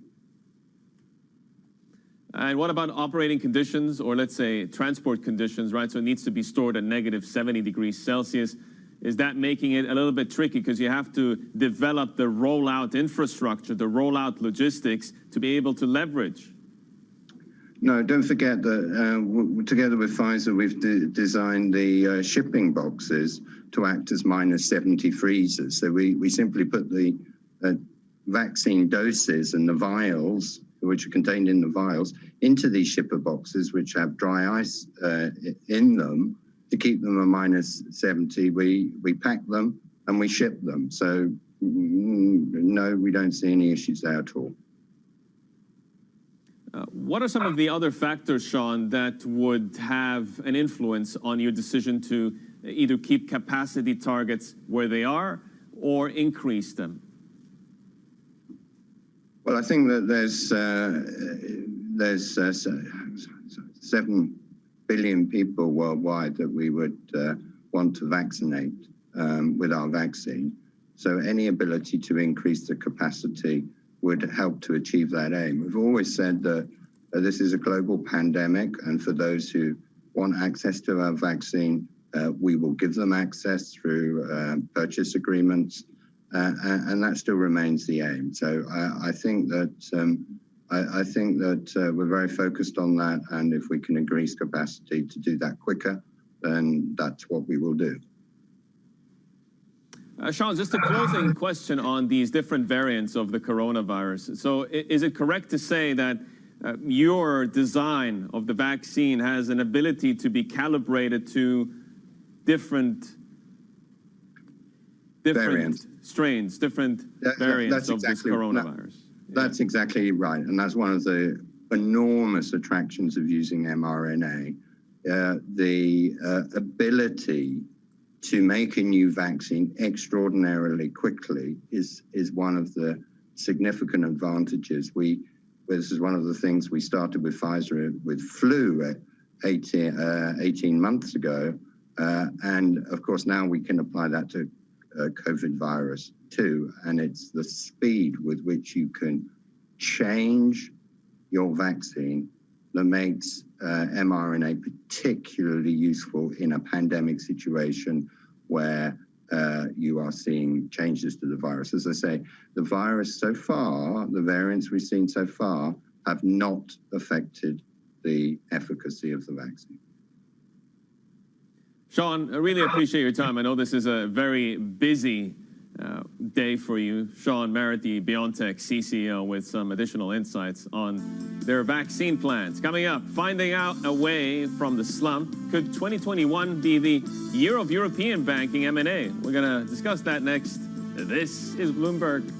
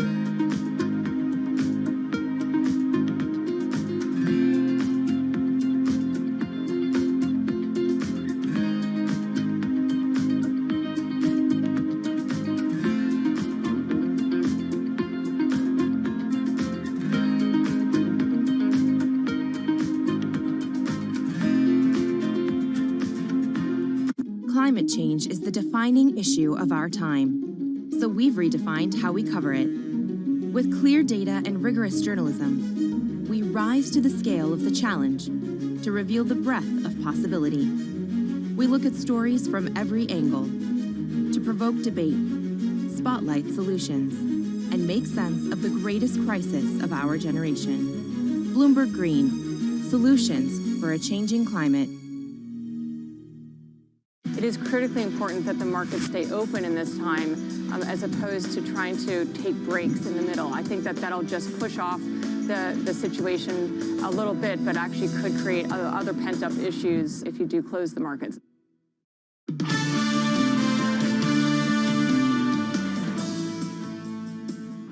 Economics, finance, and politics. This is Bloomberg Surveillance. I'm Yusuf Gamaluddin in Dubai. Europe's biggest banks are coming around to a stark realization. They need a radical plan to get out of the M&A slump.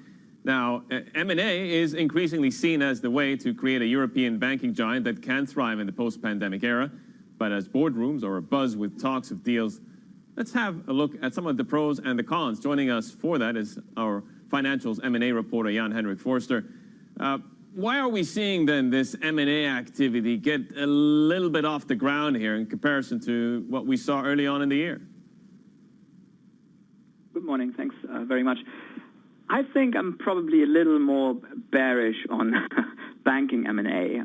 We've seen, historically it started maybe 15 years ago in Europe when UniCredit bought Hypo Vereinsbank, which was probably the biggest cross-border deal over the past 15 years.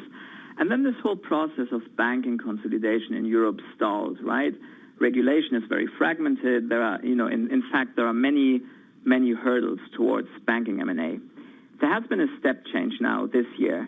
So why have we seen banking M&A this year? I mean, we saw 2 to 3 very significant deals. And it's simply because banks see a need to cut costs. That's the key reason for why banking M&A is happening. The need to cut costs, and this is why those banks are pursuing domestic deals. Usually the synergies are higher, higher than probably 30% of the cost base of the target. So this is a quick way to reduce costs. I mean, look at the CaixaBank Bankia deal. So that was an easy way to reduce the cost base and to yield, as they say, synergies.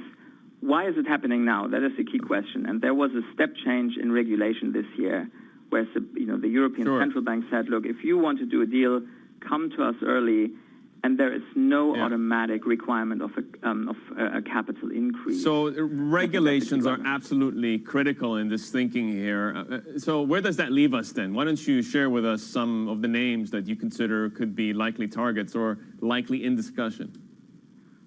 Well, generally speaking, every bank that is trading significantly below book is a target, right? So the market assigns a lower value than the bank's asset to a specific bank. One of the names that is naturally coming up is Germany's Commerzbank. In theory, it's the second largest lender in the country and the biggest economy, by the way, in the Eurozone. So it shouldn't be that hard to make some money in that market. But this bank is very undervalued, and this is why it's also a target. One of the hurdles is that for now the government is still a key shareholder. So the question is what the government wants to do and whether somebody wants to make a move. There are many hurdles. If banks get bigger, they may have to post higher capital requirements. GSIP, that's a key word here. And then secondly, you don't have a deposit insurance scheme for Europe, which means you can't benefit from the economies of scale. So that's another key. Jan-Henrik, thank you for that. We're going to have to leave it there. A lot of insight. That's Bloomberg's financials M&A reporter, Jan-Henrik Forster. Well, Bloomberg Surveillance continues into the next hour as European stocks bounce back after the biggest slump in 2 months. But we're getting mixed signals from other asset classes, including commodities and in the fixed income space as well. The coverage continues. This is Bloomberg.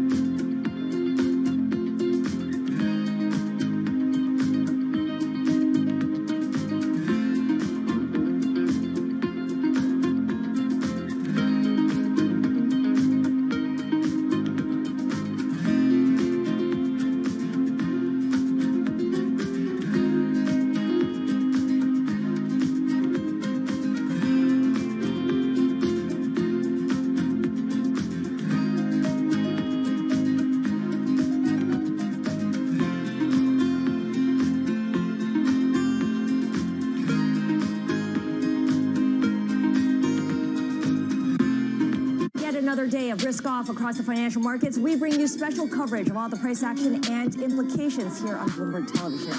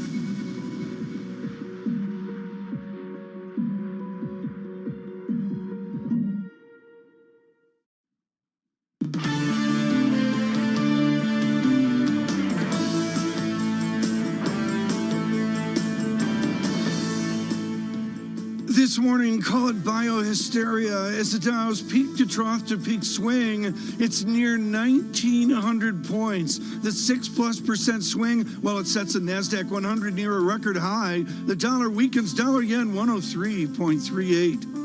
Dover, well, they look for a, quote, pragmatic solution. We'll talk Dover in this hour. Johnson, telephone Macron. Macron looks for testing of truck drivers, lorry drivers. Thierry Bertrand says, well, the French could have helped if not for Brexit. Really? And light reading, it's 5,539 pages of other incentives, including Kentucky racehorse owner relief, policy on Tibet, and they spent $6 billion to improve Red Sox pitching. Good morning, everyone. Bloomberg surveillance and a holiday lengthened work week. Lisa Abramowitz and Tom Keene. Lisa, did you recover from yesterday? Oh, no, Tom. I'm still reading the 5,593 pages. Haven't gotten to the Red Sox relief yet, but I'm sure that you lobbied hard for that one. Yeah, page 3,000 or so. Really extraordinary how I do this. We'll talk to Kevin Cirilli about this here in a bit. You know, we always spin forward. That's a surveillance mantra. But, Lisa, we got to look back to yesterday. Just, you know, you almost knew the market was going to recover off rumor and speculation. Yeah, the idea here is what triggered it to begin with, the same kind of drumbeat of pandemic worsening that we've been getting for a while. Was it enough? The answer, not really, to get a real sell-off going, Tom. Well, the real sell-off going was there. I guess it's called buy the dip. Yeah. I loaded up on the Forpool leveraged all cash fund yesterday, right at the top. Let's get the first word news in New York City. Here's Ritika Gupta. Morning, Tom, Lisa. It's a spending bill that has something for everyone. Last night, the Senate gave final approval to a measure that combines coronavirus relief with regular government funding and tax breaks for businesses. White House aides say President Trump will sign the measure into law. It includes $900 billion in economic relief, the second largest such measure in U.S. history. Most Americans will get a one-time payment of $600, plus enhanced jobless benefits will be extended.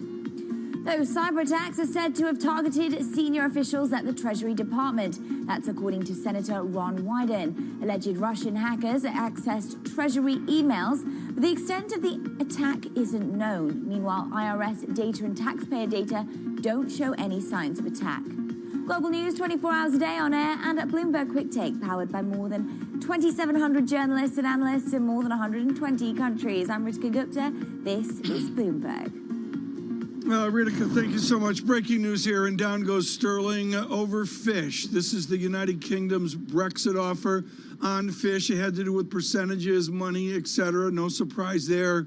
Rejected by European Union officials, and you see a sharp reaction in sterling. Futures at -2. A churnier NASDAQ 100, green on the screen and really buttressed right up near record highs on NASDAQ futures. I'll do currencies, Lisa. I'll leave the bond space to you. DXY index down from the hysteria yesterday, weaker dollar. 90.35. Yen, as I mentioned in the opening, 103.41. Euro back over 122. 122.08. Sterling 133.76 reacts off that news. We'll see much more. There's euro pound. This is a bit confusing, particularly for early morning Americans. So much of the United Kingdom and Europe sets in euro sterling, and that goes the other way. The numerator and denominator are flipped, so one goes up and Lisa, one goes down. Well, thank you. That okay? That was great. One goes up and one goes down. It's High level algebra. CFA 25 level. I will say I'm looking at what we're seeing in S&P futures and what they're doing right now, which is not very much, but really I wonder how much this has to do with Tesla. In the bond space, you can see a persistent bid for bonds, despite some of the questions about perhaps faster inflation on the heels of the stimulus effort. Just to me, again, though, interesting to see the dollar strength continuing today at the expense of the euro and the pound, which is having a bit of trouble this morning. Right now, let's get a sense of what we're going to see going forward. Joining us now is Jeffrey Yu, BNY Mellon, Senior Strategist for EMEA Markets. He has been phenomenal on everything currencies, but also on the pressure of negative real yields. Jeff, let's start with the pound. Can you even play in this sandbox, or is it basically an emerging market currency right now where you just basically are putting your finger in the wind? The pound as a EM currency, that's really been in play for the last 3 or 4 years, according to some areas. But at this point, I think a deal is still a base case. But what's interesting is, the fear of a no deal, the optics of 2,000 lorries backed up across the M20 all the way through to Dover, that's actually happening already.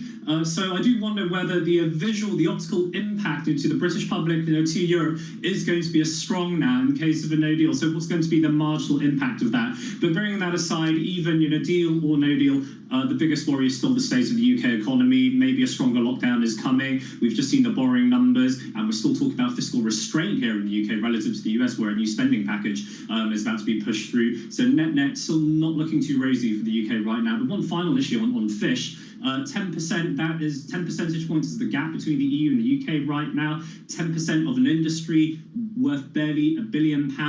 Is that enough to really derail such a strong bilateral trade relationship? I still don't think that's the case. So come year end, a deal should still be the base case. Okay, so the deal is the base case, but the economy, which is the main story here, not doing so hot. How do you trade around these dueling narratives in the longer term story, which really is fundamental and economic? Well, two things here. Firstly, sterling from a valuations basis over the medium to long term is actually still quite attractive. I hear that. So rather than, I would say, looking at cable outright, I still think cable does go lower. But looking at the UK view versus the reflation view in some parts of Asia, for example, where the economy is strengthening. If I look at sterling Korean won, sterling CNY, CNH, I think that's worth looking at. Secondly, UK equities linked to global recovery, global reflation in the US and in Asia. If that's going to be on tap as well, I think those are opportunities worth exploring. Jeff, you've always been respectful of flows. Right now, I want you to follow the flows. What is money actually doing here at the end of the year?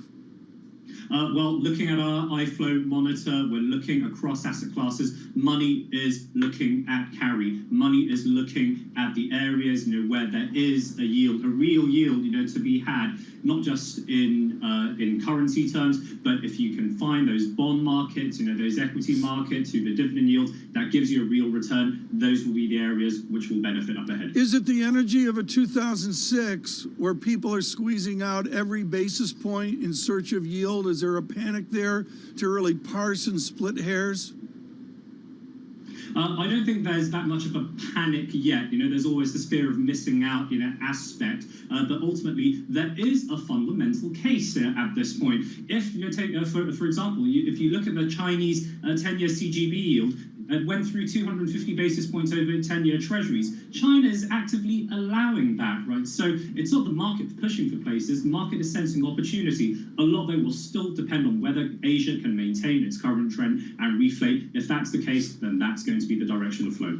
Jeff, the title of your research paper, iFlow, ho, ho, ho. Congratulations on coming up with a classic year-end title. I'm wondering, as you wrote a classic year-end piece spinning forward to next year, how difficult was it for you, given the very strong consensus, given the fact that you want to come up with a nuance that's individuated but also right?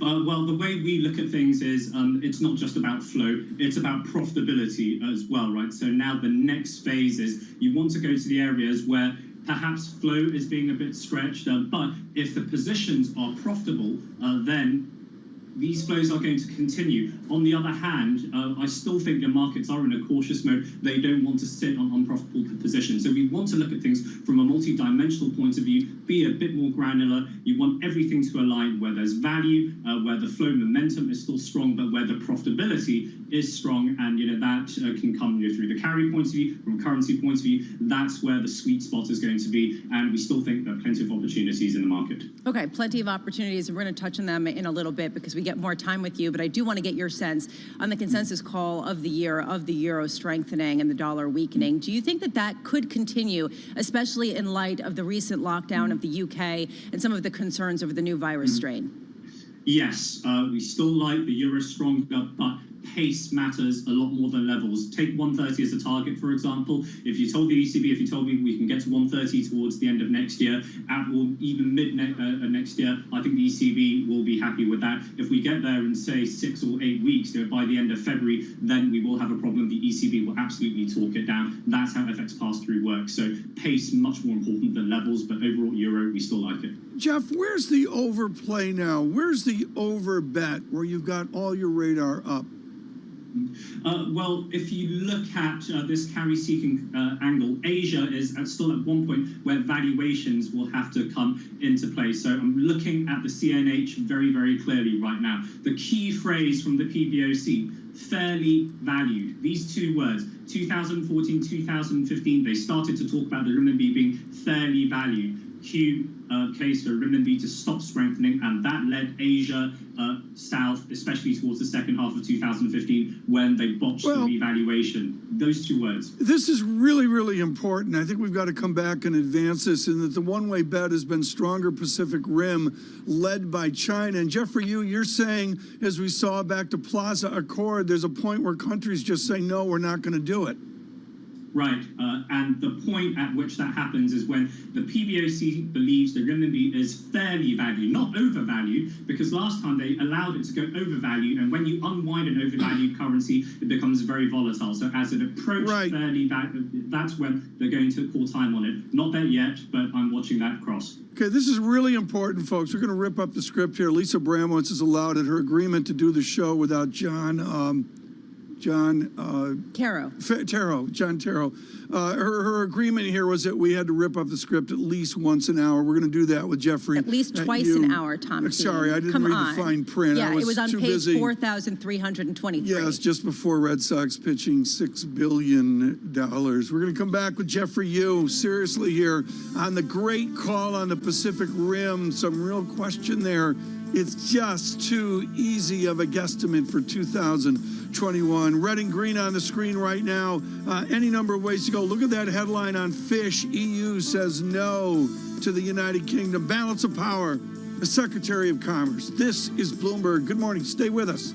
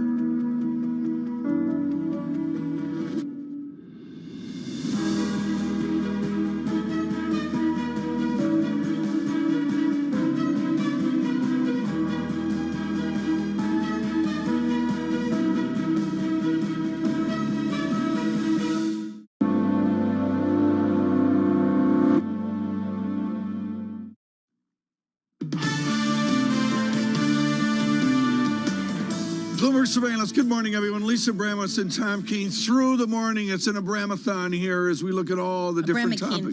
Yeah, well, whatever here. It rings better, Abramathon. What we're going to do here, folks, we're going to talk to Jeffrey Yu about the stimulus bill, but his comments on Pacific Rim are so important to global Wall Street. We're going to continue this discussion. Matthew, grace me with a broad trade-weighted chart. This is really, really important. This goes back to Plaza Accord, massive strong dollar, weakening so abruptly they had to have a Louvre Accord at a museum in Paris. Came down, then you've got the Rubin dollar up, Rubin rollover, and here's the move back up we've had through the Trump administration. And Jeffrey Yu, what's important about this chart is it's pointy. There are stochastic solutions where countries just say no. How close are we to China, Germany, and others saying no? Well, let's just look at China, okay, going back again, 2015. At what point did China realize that the currency was really overvalued, notwithstanding all the capital outflows? If I look at the BIS's RER index, we are barely 3% from that right now. So not far off.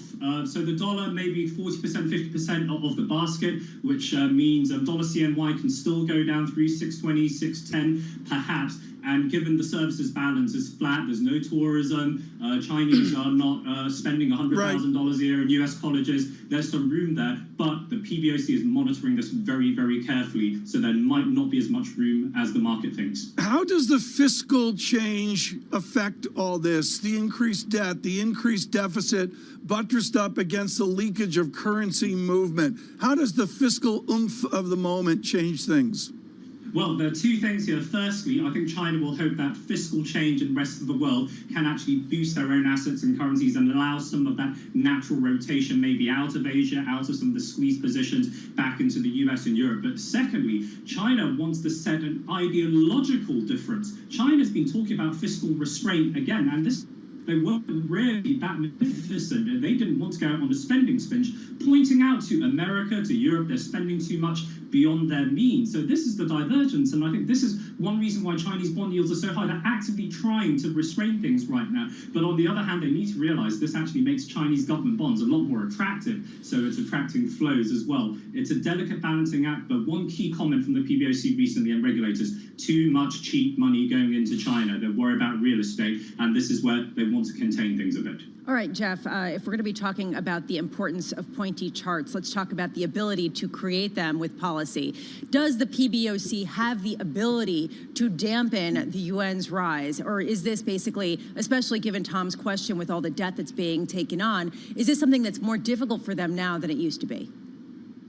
So it's difficult in the sense that how do you stem the yen's rise while at the same time trying to encourage long-term investment into China through index inclusion and bond markets, into equity markets. So these two things are a bit conflicting here. You want to encourage longer-term flows, sticky money, but in the short term, you want to avoid too strong a strengthening the renminbi as well. So I think that that's where they need to achieve a balancing act. For the time being, it's tweaks in policy. The most recent one is telling Chinese corporates, you've got to pay back some dollar loans. Allow so you can't attract dollar funding to expand your balance sheet onshore again. So these tiny things. But over the medium to longer term, I still think money will be allowed to go into China. They'll use window guidance to limit the flow. What they absolutely want to do is avoid repeats of 14, 15, allow the yuan to go overvalued, because that unwinding process is going to be really, really messy. How does Joe Biden's presidency change the scenario a little bit in terms of trade policy with the U.S.? Well, I think from Beijing's point of view, trade policy, that isn't expected to change anytime in the near future. Beijing will be happy to be surprised to the positive side. At the very least, the language might change a bit, the dialogue might increase to somewhat, but I don't think anyone's holding out hope for any changes anytime in the near future. There is acknowledgement that there is a bit of a bipartisan consensus on trade, and globally there's this, if you look at UK, EU, a movement to actually shift production back towards home countries. So China isn't counting on trade. Dual circulation, the new policy for the next 5-15 years, is about stimulating domestic demand. That's where the domestic champions, they will want to push forward. And if there are opportunities to foreign investors to bring money into China to take advantage of Chinese consumers, then that's more than welcome. But again, the pace needs to be under control. Jeff, one final question. The equation in the residual is the nominal yield less the inflation expectation equals the real yield. It's a cottage industry to focus on the real yield. Should we focus on the real yield, the residual, or should we focus on the dynamics of inflation? Next year, actually, I think the dynamics of inflation are going to be much more important because nominal yields, everything's in the price right now. It's all about where will inflation expectations rise above what markets are expecting right now. So here, going back to my view on Europe, I think this is where Europe can surprise because for the first time in so long, there is fiscal on the table, a strong plan. They've gotten through some of the rule of law issues. So Europe, I think, is where inflation could surprise the upside. And if that does happen, then the euro will be allowed to strengthen to actually offset some of that in a manner consistent with the ECB's inflation priorities. So next year, it's going to be about inflation expectations, and that's where there could be some surprises. Amazing to see the different slopes of the major financial nations here on inflation expectations. I'm looking down at it on the Bloomberg terminal in the U.S. with a real burst of inflation expectations. Jeffrey, you hugely valuable as always with BNY Mellon. Just wonderful there on how countries will react to a weaker dollar. One thing we're all reacting to is the great missed call. Finally, small cap, mid cap, finally they move. David Sowerby rumored to take over the Detroit Tigers. He's made so much money in the last 30 days. Sowerby of Ancora on the Tigers and on small cap, mid cap excellence. Futures up too. This is Bloomberg. Good morning.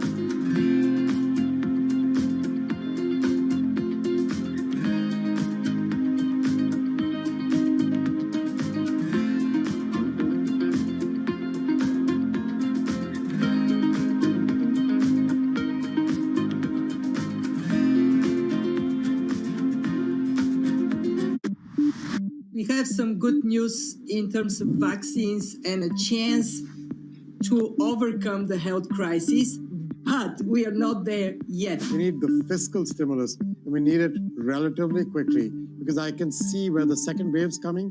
You can see consumer spending beginning to get impacted again. What we need is surveillance to be stronger. We need public health measures because you have no other way at the beginning. This is your best weapon, and you need to use it well. The good news is that both the vaccines and the therapeutics, in particular the antibodies, are coming along and will start to bring that number way down. We don't just need more investment in public health. We must also rethink how we value health. I do believe a targeted fiscal stimulus is going to be in order to really begin a more equalized economy.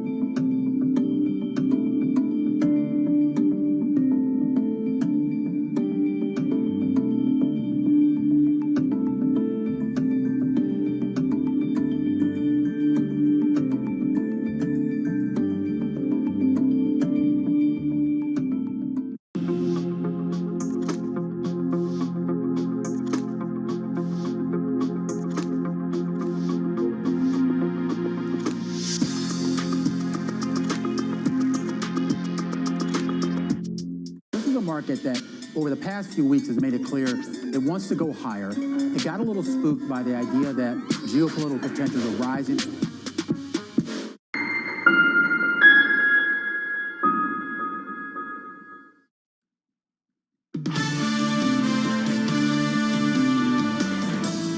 This is Bloomberg Surveillance. I'm Ritika Gupta with your Bloomberg Business Flash. Tesla's debut on the S&P 500 wasn't a cheap one for investors. The electric car maker was the biggest drag on the benchmark in its first day of trading. Shares fell as much as 7%. Tesla accounted for about 4 points of the S&P's 14.5-point decline. Apple reportedly wants to build a self-driving car for consumers by 2024. According to Reuters, the company is developing its own battery technology that could reduce the costs and extend the vehicle's range. Apple has been working on driverless car technology since 2014, but the company pared back its ambitions in 2017 and began focusing on the underlying autonomous system. And that big spending bill Congress passed includes dozens of tax breaks, helping everyone from NASCAR to restaurants. Motorsports racetracks got a helping hand from lawmakers. So did the makers of beer, wine, and liquor. And President Trump got a long sought-after expansion of the write-off for business meals. And that's the Bloomberg Business Flash. Tom? Ritika, thanks so much. The data check's simple. It's back to normality after the festivities of yesterday. Huge move yesterday. 6% total swing in the Dow. Really extraordinary. Right now, red and green on the screen with the NASDAQ 100 up 0.3%. Boredom in the bond market. Lisa? Yeah, boredom in the bond market. I will say with the stock move yesterday and then the lack of move today, how much is driven by Tesla's addition? Tesla, the third most volatile stock over the last 3 months, and suddenly a big constituent there. That's one thing I'm watching. The dollar, this is interesting. It's gaining yet again after yesterday's strength, despite the fact that we do have more of a risk-on tone. And gold has become, to quote Mark Carney, an unreliable boyfriend. Is it going to go up? Is it going to go down? Who knows? Does it track the equities or something else? Coming up on the simulcast, we've got Mark Lazary, Avenue Capital Group Chairman and Chief Executive Officer at 8:30 a.m. in New York, 1:30 p.m. in London. This is Bloomberg.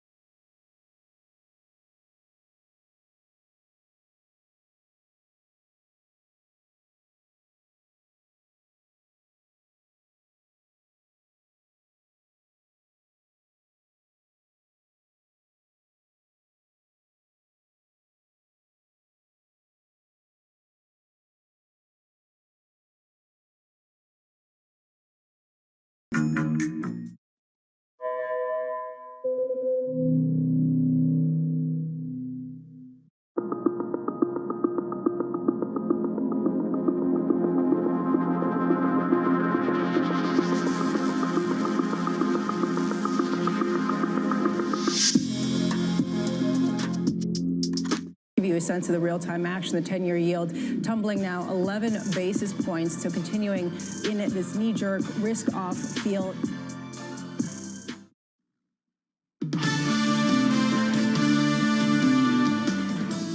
Bloomberg Surveillance. Good morning, everyone. Lisa Abramowitz and Tom Keene. A quieter Tuesday than Monday. Just extraordinary yesterday.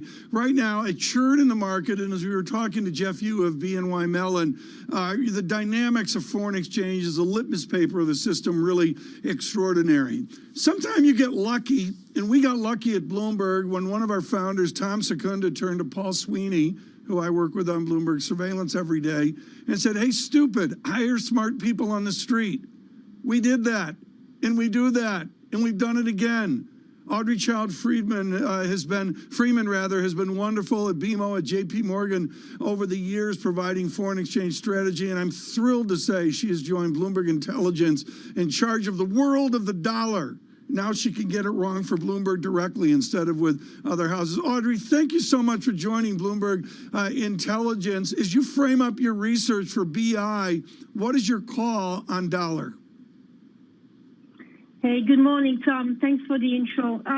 Well, I'm afraid I'm not going to be particularly original. I kind of embrace, like a majority of people, I embrace a dollar bearish outlook into 2021. But, you know, as we saw yesterday, there isn't such a thing as a one-way trade, and there are risks to that dollar view. We've had a big move on the dollar lower this year, and there are some circumstances where this dollar bearish view could be challenged.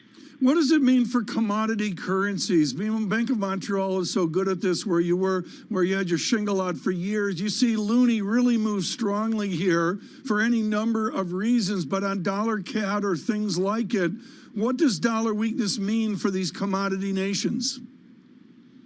Yeah, I think dollar CAD would benefit from a continued risk on currency market environment next year, and you have very much to see that as much of a U.S. dollar weakness story as much as an isolated Canadian dollar strength story. You know, the commodity currencies still have some catching up to do from the fall that we've seen in 2020, and that would certainly open the way for the Canadian dollar to do well and to catch up towards 125 and potentially lower on dollar CAD.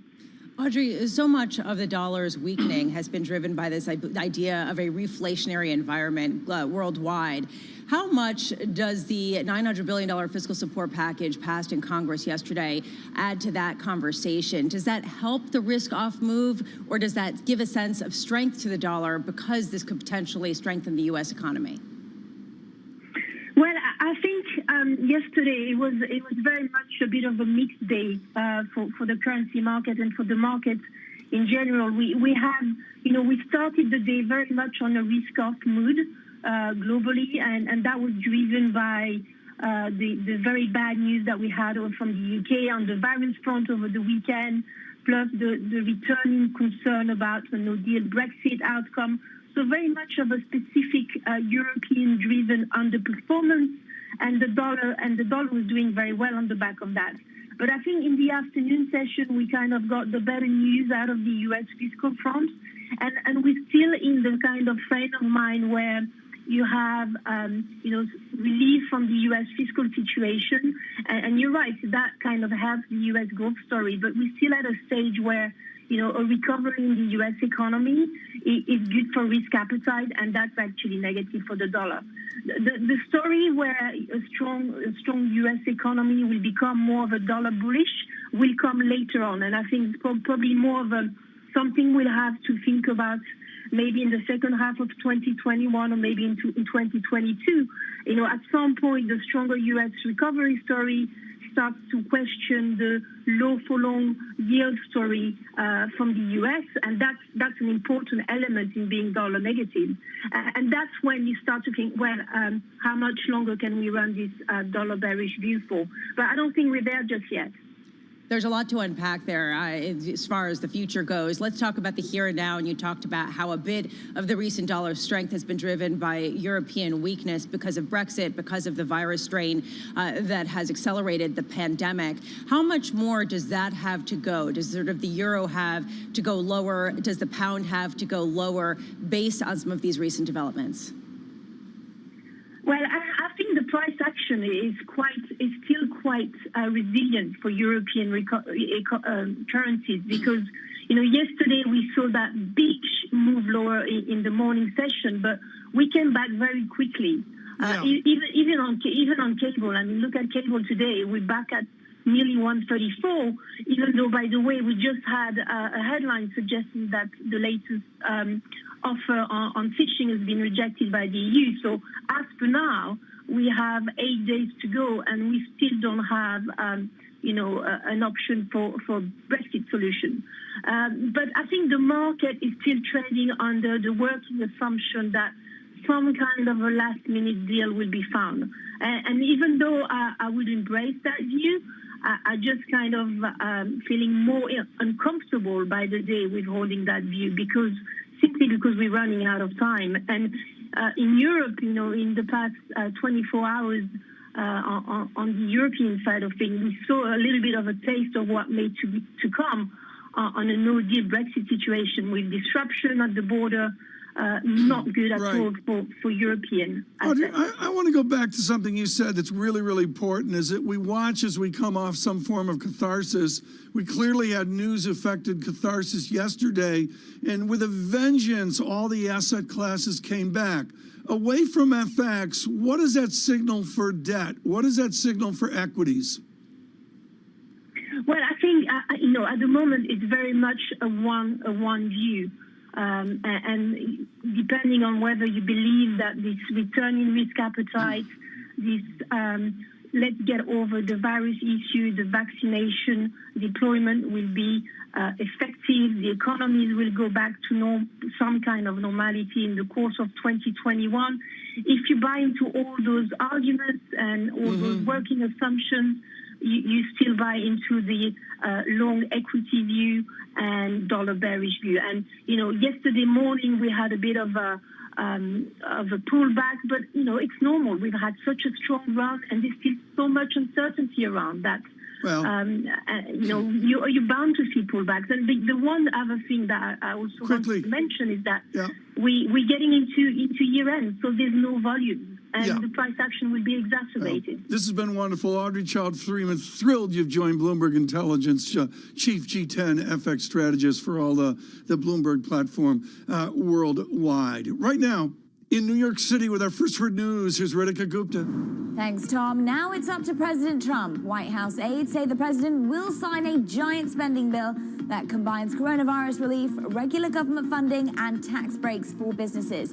The Senate gave final approval last night. There's $900 billion in economic relief, the second largest such measure in the U.S. history. Most Americans will get a one-time $600 payment, plus enhanced unemployment benefits will be extended.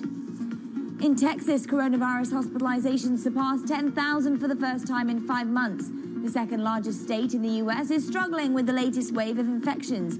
Almost half of Texas's trauma service areas have more than 15% of their capacity occupied by coronavirus patients.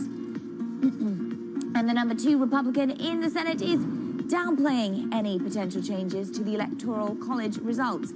Senator John Thune says any attempt by House conservatives to challenge Joe Biden's election is, quote, going down like a shot dog. Thune says he knows of no senators who've signed on to contest the Electoral College vote. The UK is trying to reopen trade routes to France after a day of chaos. The French shut down freight traffic from Dover because of fear of a faster spreading mutant strain of the coronavirus. That outbreak forced the British government to impose a strict lockdown on London and surrounding areas. Global news 24 hours a day on air and at Bloomberg Quick Take, powered by more than 2,700 journalists and analysts in more than 120 countries. I'm Rishika Gupta. This is Bloomberg. Lisa. Thank you so much, Ritika. Up next, it is the conversation of the morning, the question of potential food disruption, the ports that were shut down in response to the new strain of the virus. Doug Bannister joining us of the Dover port. He runs that. This is Bloomberg.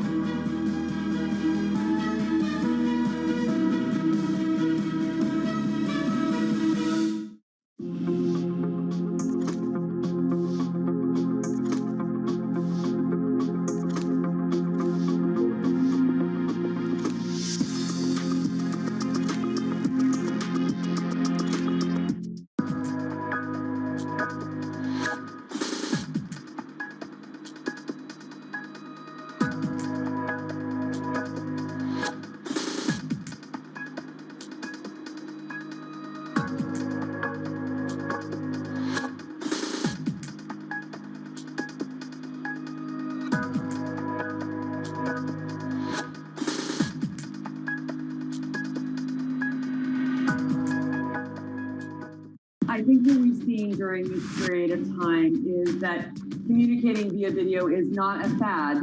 We are using it in all aspects of our lives, for work, for learning, for communicating, for staying in touch.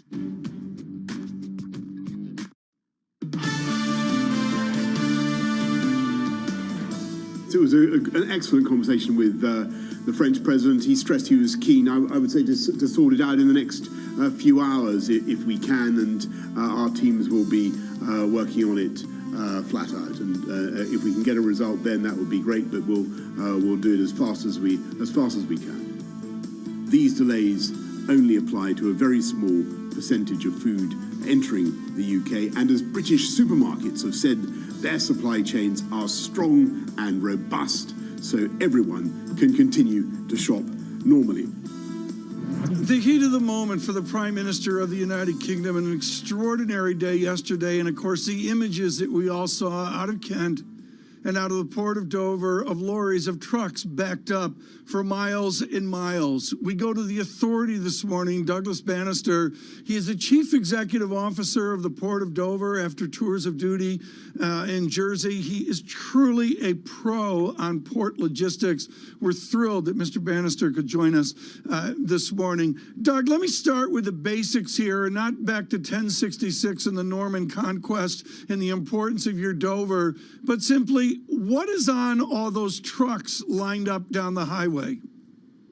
So the Port of Dover, we've been around for a very long time, and our success is driven by the proximity, or how close we are to our largest trading partner here in the UK, which is the European Union.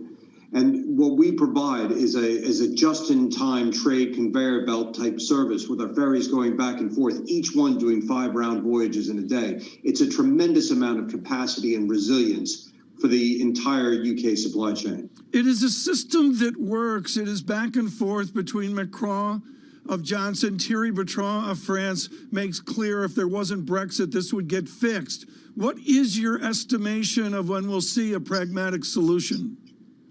You know, I don't know. What I am encouraged about, though, is that governments on both sides of the channel are engaged deeply in trying to come up with a solution that would allow the freight to carry on crossing back into France. As folks will know, the inbound traffic into the UK has been continuing to flow, although it is on more reduced volumes than we would have typically have seen this time of year. Is the solution medical or political? I don't know how you can separate the two, actually, because there's a little bit of both that has to go on. There needs to be, these are, sovereign nations trying to protect their citizens in the best way that they can. One thing I will say is that the lorry drivers themselves are a pretty safe bunch, and certainly their livelihoods are dependent upon them keeping safe and keeping well so that they can carry on driving their freight. So how long will it take to unwind the backlog of trucks that are waiting to get ferried across? Well, the best example I have is one from recent history, where in September of this year, we had a nationwide security operation right throughout the entire United Kingdom, which meant that everything and everybody leaving via any port or airport was subject to increased search. Now, that affected the port of Dover, no doubt. At that point in time, we had about 4,500 lorries stuck in the system. When the security operation was stood down, within 12 hours, we'd had cleared that entire backlog, and we were back to operating normally. Doug, I want to move away from this. I mean, this is going to get solved. We all know that. There's lettuce rotting right now for Rule's Restaurant in London. We don't want that. Doug Bannister, from your distance of Dover in the south of England, of Canterbury, what is your view of how Dovers will work over to Northern Ireland and the Republic of Ireland if we get Brexit? In your world, will there be easy trade to Ireland and Northern Ireland? Well, the so-called land bridge that connects Ireland to the European Union by coming over by ferry, driving down through the United Kingdom, and then back over to the continent on our ferries. That's about 40% of Irish exports uses that route, and the reason for that is it's something like 12 or 14 hours from the time of departure till they're in market in the continent. Other routes just are much, much longer. This is a hugely popular route for the market because of the fast transits, the high frequencies, and the high capacities that it offers. What is your wisdom for the Prime Minister this morning? If you were to get the phone call from the Prime Minister and he said, "What do you need?" what would you tell him? Yeah, pretty much what he's working on right now, as we heard in his briefing last night, and no doubt the additional meeting that the officials are going through. What we need to do is we need to understand what the protocols are going to be required to allow the freight drivers to get back to work. Mm-hmm.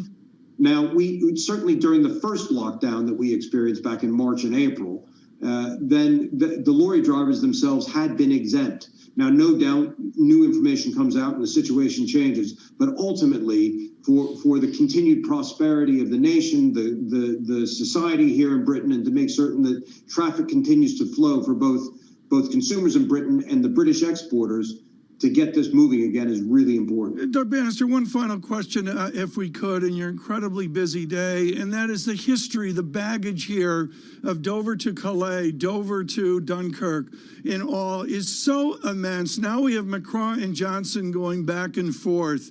Tell us your take, and particularly as an American, your take on that heritage, that linkage of France to the United Kingdom across that narrow channel.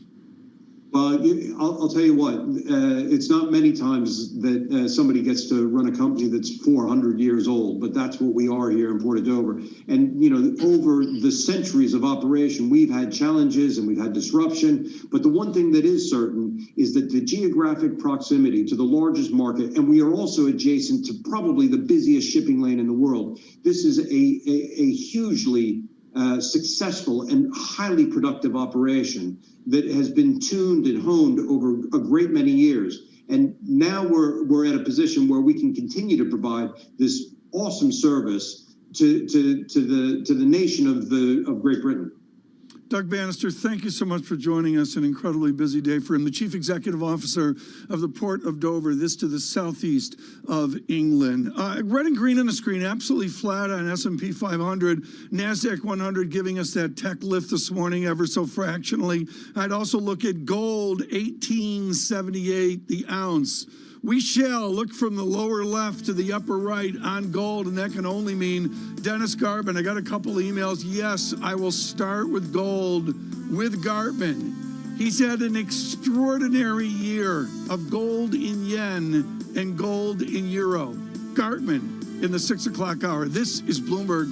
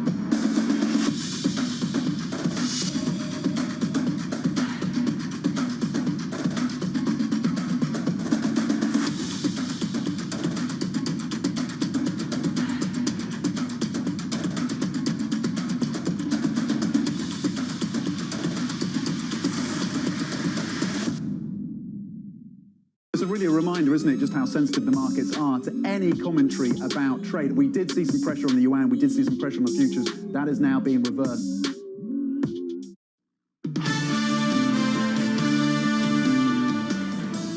Bloomberg Surveillance. Good morning, everyone. Lisa Bramwitz and Tom Keith, thrilled you're with us worldwide. Not enough time here for a really important article with Matthew Winkler, our editor-in-chief emeritus, who's done his wheelhouse. He's gone back to the bond market long ago and far away when yields were 14%, full faith and credit. Winkler was writing it up for the Wall Street Journal, and now he writes it up on a double-digit return for 2020. Matt, you and I know you can't make money in bonds, and then in tax-frees, I'm making 19% per year in the pandemic. How do you do that?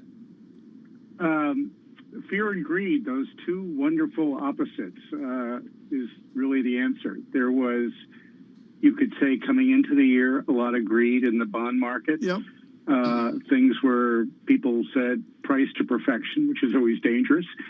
And then the pandemic hit in early March, and the municipal market really froze and seized up, and a lot of people thought we wouldn't see it again like it had been. And then a couple months passed, and we were back to the same trend. And in fact, you know, I said in the column that the low in interest rates was around August, but actually, if you look at the chart, we're at it right now. I mean, it's earlier this month. So it's been a hell of a ride, and it's been a ride of progressively lower interest rates. And that has made the municipal market particularly attractive, because when you've got treasury benchmarks below 1%, people need yield, want yield. And the best place to get them this year has been in the municipal market. So That's been the story. And fortunately, it's a good story because states and local governments need the money most right now. And they've been able to borrow and refinance,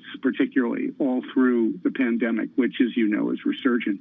This is also a story about the Federal Reserve and what they've done to support both the Treasury market as well as the municipal bond market with their municipal liquidity facility. How much does this jeopardize Fed independence from your point of view because of what it has done and allowed state and local governments to borrow at really low costs? Well, gee, you know, that's not, I suppose, an opinion I have spent a lot of time on, except to say, you know, the Fed has been there and it should be there to make the markets work, you know, day in and day out. And that's really what the facility did. It was a backstop for immediate borrowing. And, you know, if you look at what the Fed did in 2008 and the financial crisis, and then you look at what they did here, this was right out of that playbook, and it worked. And it's hard to argue with something that essentially enabled buyers and sellers to come together and do their business. And that's essentially what the facility did. No doubt the Fed had everything to do with this scenario because they pushed interest rates barely above zero, and they did have this facility. And it did make a difference because it gave both issuers and investors confidence at the same time. Too short a visit, an important article. I'll put it out on social media, folks. Matthew Winkler of Bloomberg News writing up on the total return of muni bonds. It is Apple-like. Literally, it's just an extraordinary year of yield move, price up. I call that capital gain as well. Matthew Winkler, thank you so much.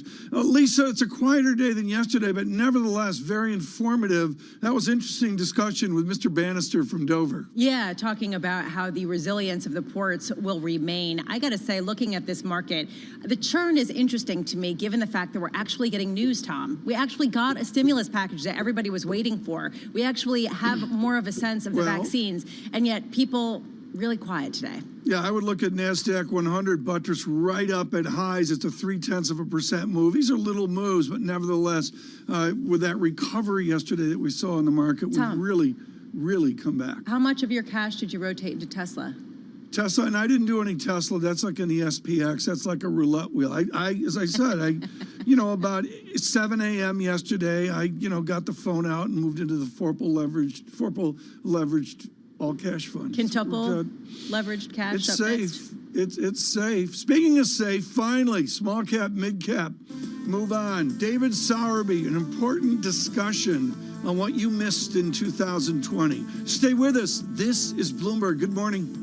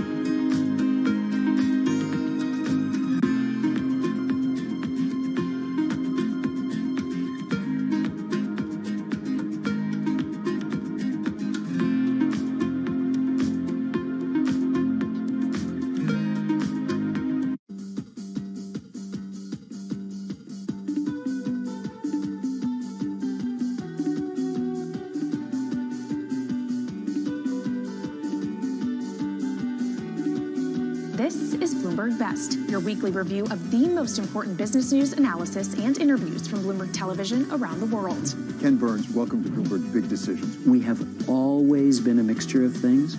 We are always stronger for that mixture. Growth is a way to stay competitive, delight more and more consumers. Are you worried that people won't take the vaccine? We remain concerned about vaccine hesitancy. What is one word of advice you'll take with you? Learn how to listen. And that is certainly something that has served me well. Ankiti, where do you go from here? It's a huge market. It's a huge opportunity. I want to go 100x from here. Our philosophy is to partner where we can and stand apart when we should.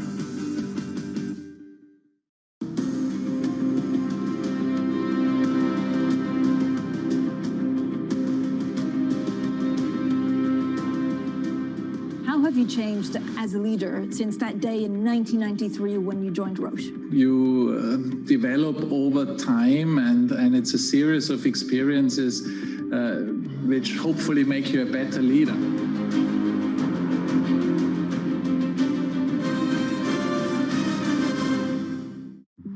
It is possible we could have negative growth if this resurgence gets bad enough and mobility falls off enough. We knew that things were going to slow down after the bounce back in the third quarter, and you're seeing that in the data now. We're going to be well into 2021 before there's some sort of equilibrium that we achieve.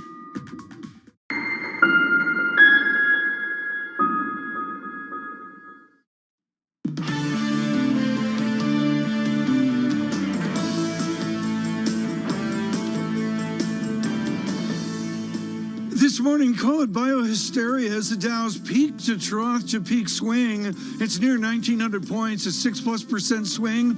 It sets the NASDAQ 100 right now, near record high. The dollar weakens, dollar yen 103.38. Dover, well, we spoke to their CEO in the last hour. They look for a pragmatic solution. The Prime Minister telephones Macron of France. Macron, well, he looks for testing of truck drivers. Dover optimistic that can be done. We'll have to see. And, well, how about light reading? It's 5,539 pages of other incentives, including Kentucky racehorse owner relief, policy on Tibet, and a reported $6 billion to fix Red Sox pitching. Good morning, everyone. Bloomberg Surveillance. I'm Tom Keene in New York. Lisa Abramowitz in New York as well. John Farrow, not to be seen. I think he's in a Tier 7 lockdown. Yeah, he's in permanent lockdown reading the 5,539-page stimulus package that was released hours before Congress members had to vote on it, Tom. Government at its finest. Yeah, Farrow, when, they got hazmat suits in the entourage around him. He's hermetically sealed here. Being carried to set. Be carried around, yeah, as well as he reads 5,000 pages. We'll talk to Kevin Cirilli about that as well.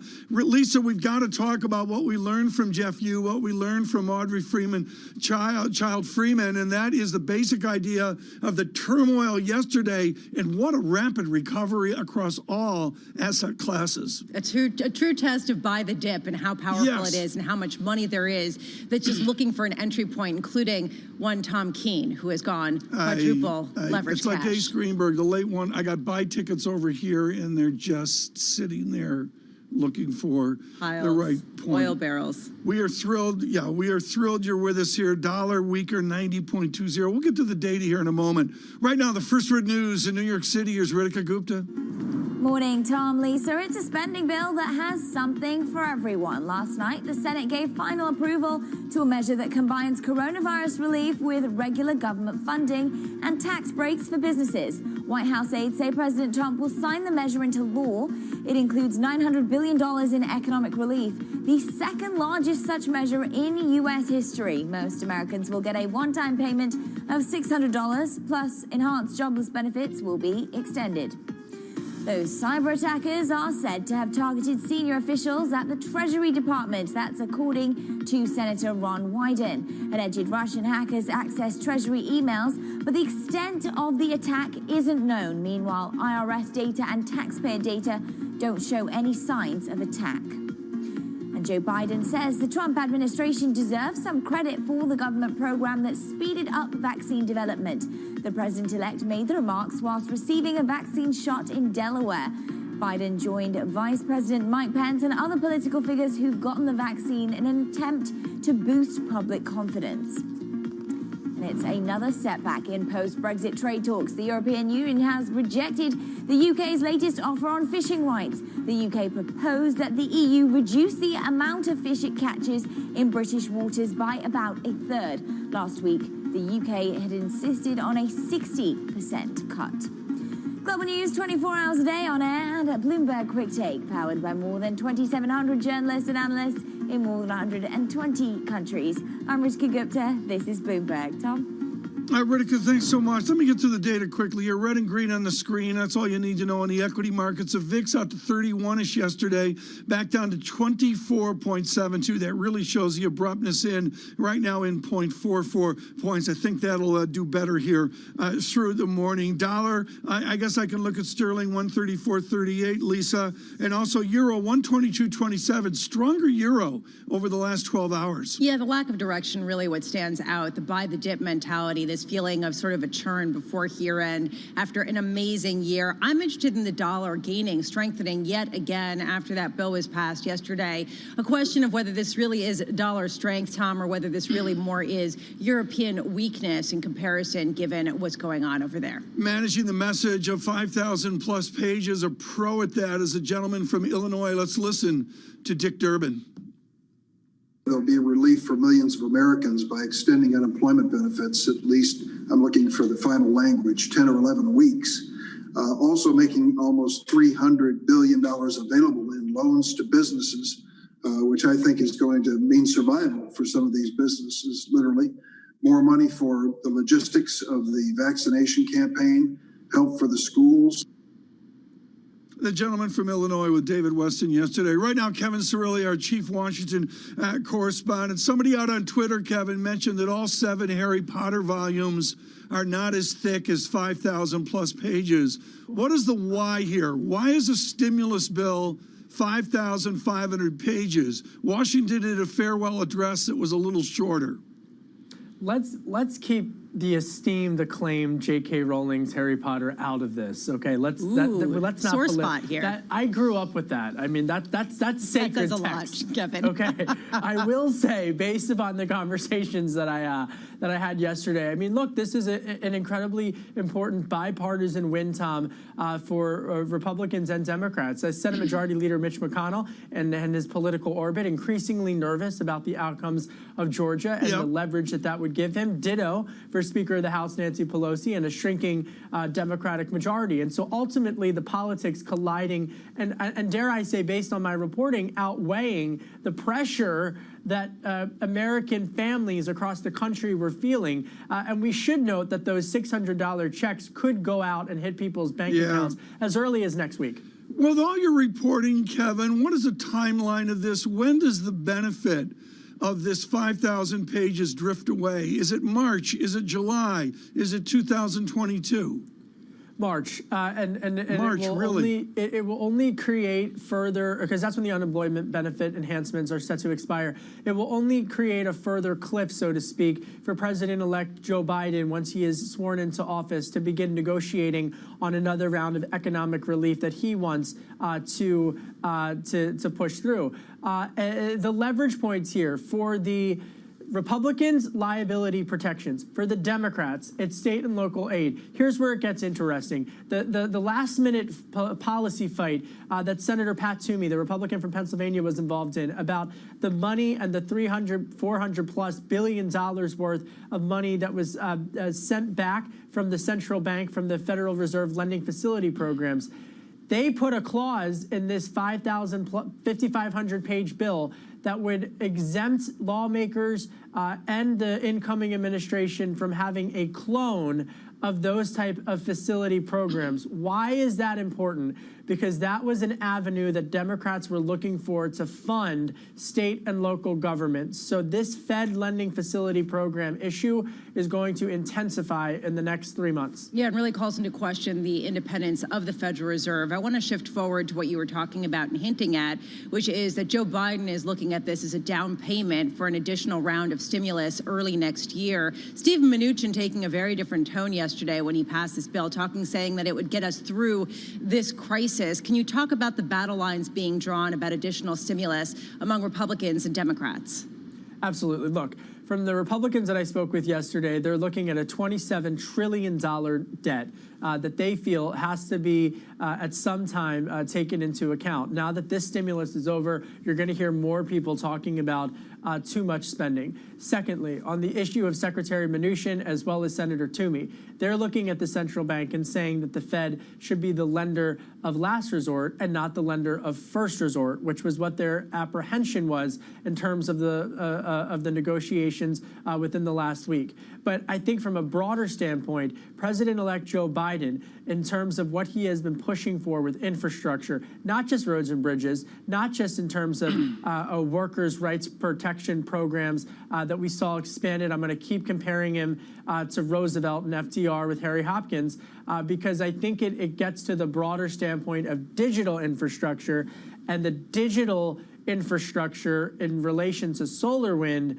is going to create even more impetus for more spending from the Democratic perspective. One question, Kevin, on the president, the Twitter stream, and really to advance forward what's percolating quietly, which is the discussion, not of coup, that's too inflammatory, but just the discussion wrapped around a few Congress people, maybe General Flynn, and certainly the president egging this on. What do you look for today from the communications of the President of the United States? The Washington, D.C. fodder has not impacted any of the policy discussions. It definitely, obviously, didn't impact the stimulus. It poses no significant real threat for the president signing into law the economic stimulus. It's fodder, I think, from a political lens. The president, the outgoing administration have shown a savviness to activate the grassroots Republican donor class. So from a fundraising perspective, they view this as a position of strength heading into the midterms. And of course, to get out the mobilization efforts in Georgia as well. Now, Georgia really moving into high gear here in early January. Kevin Cirilli, thank you so much, our chief Washington correspondent. Coming up on Balance of Power, timely conversation, yes, on 5,000 pages. Maybe he's the only one that's read it. The Secretary of Commerce, Mr. Ross, with David Weston, 12 noon. Stay with us, red and green on the screen. The VIX 24.72. This is Bloomberg.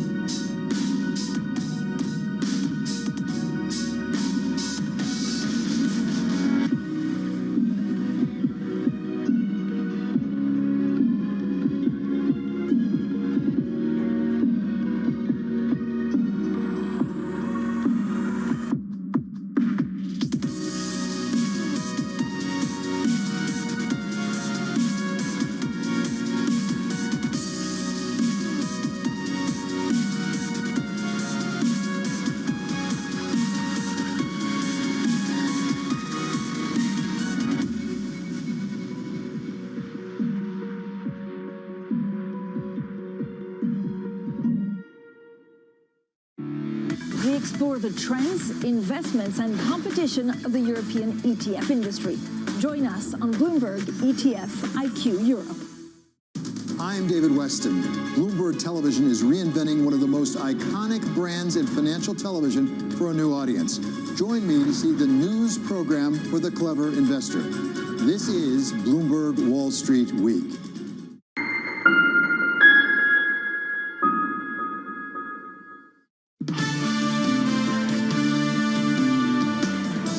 This is Bloomberg Surveillance live from New York. I'm Lisa Abramowitz alongside Tom Keene, who is contemplating what to put on his Christmas ham.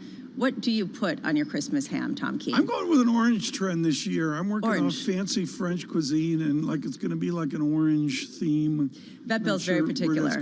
Yeah, well, he's weighing in. There's a question in addition to what to put on ham, what to do with your small cap stocks, given the run up that we've seen, which has just been tremendous over the past couple of months.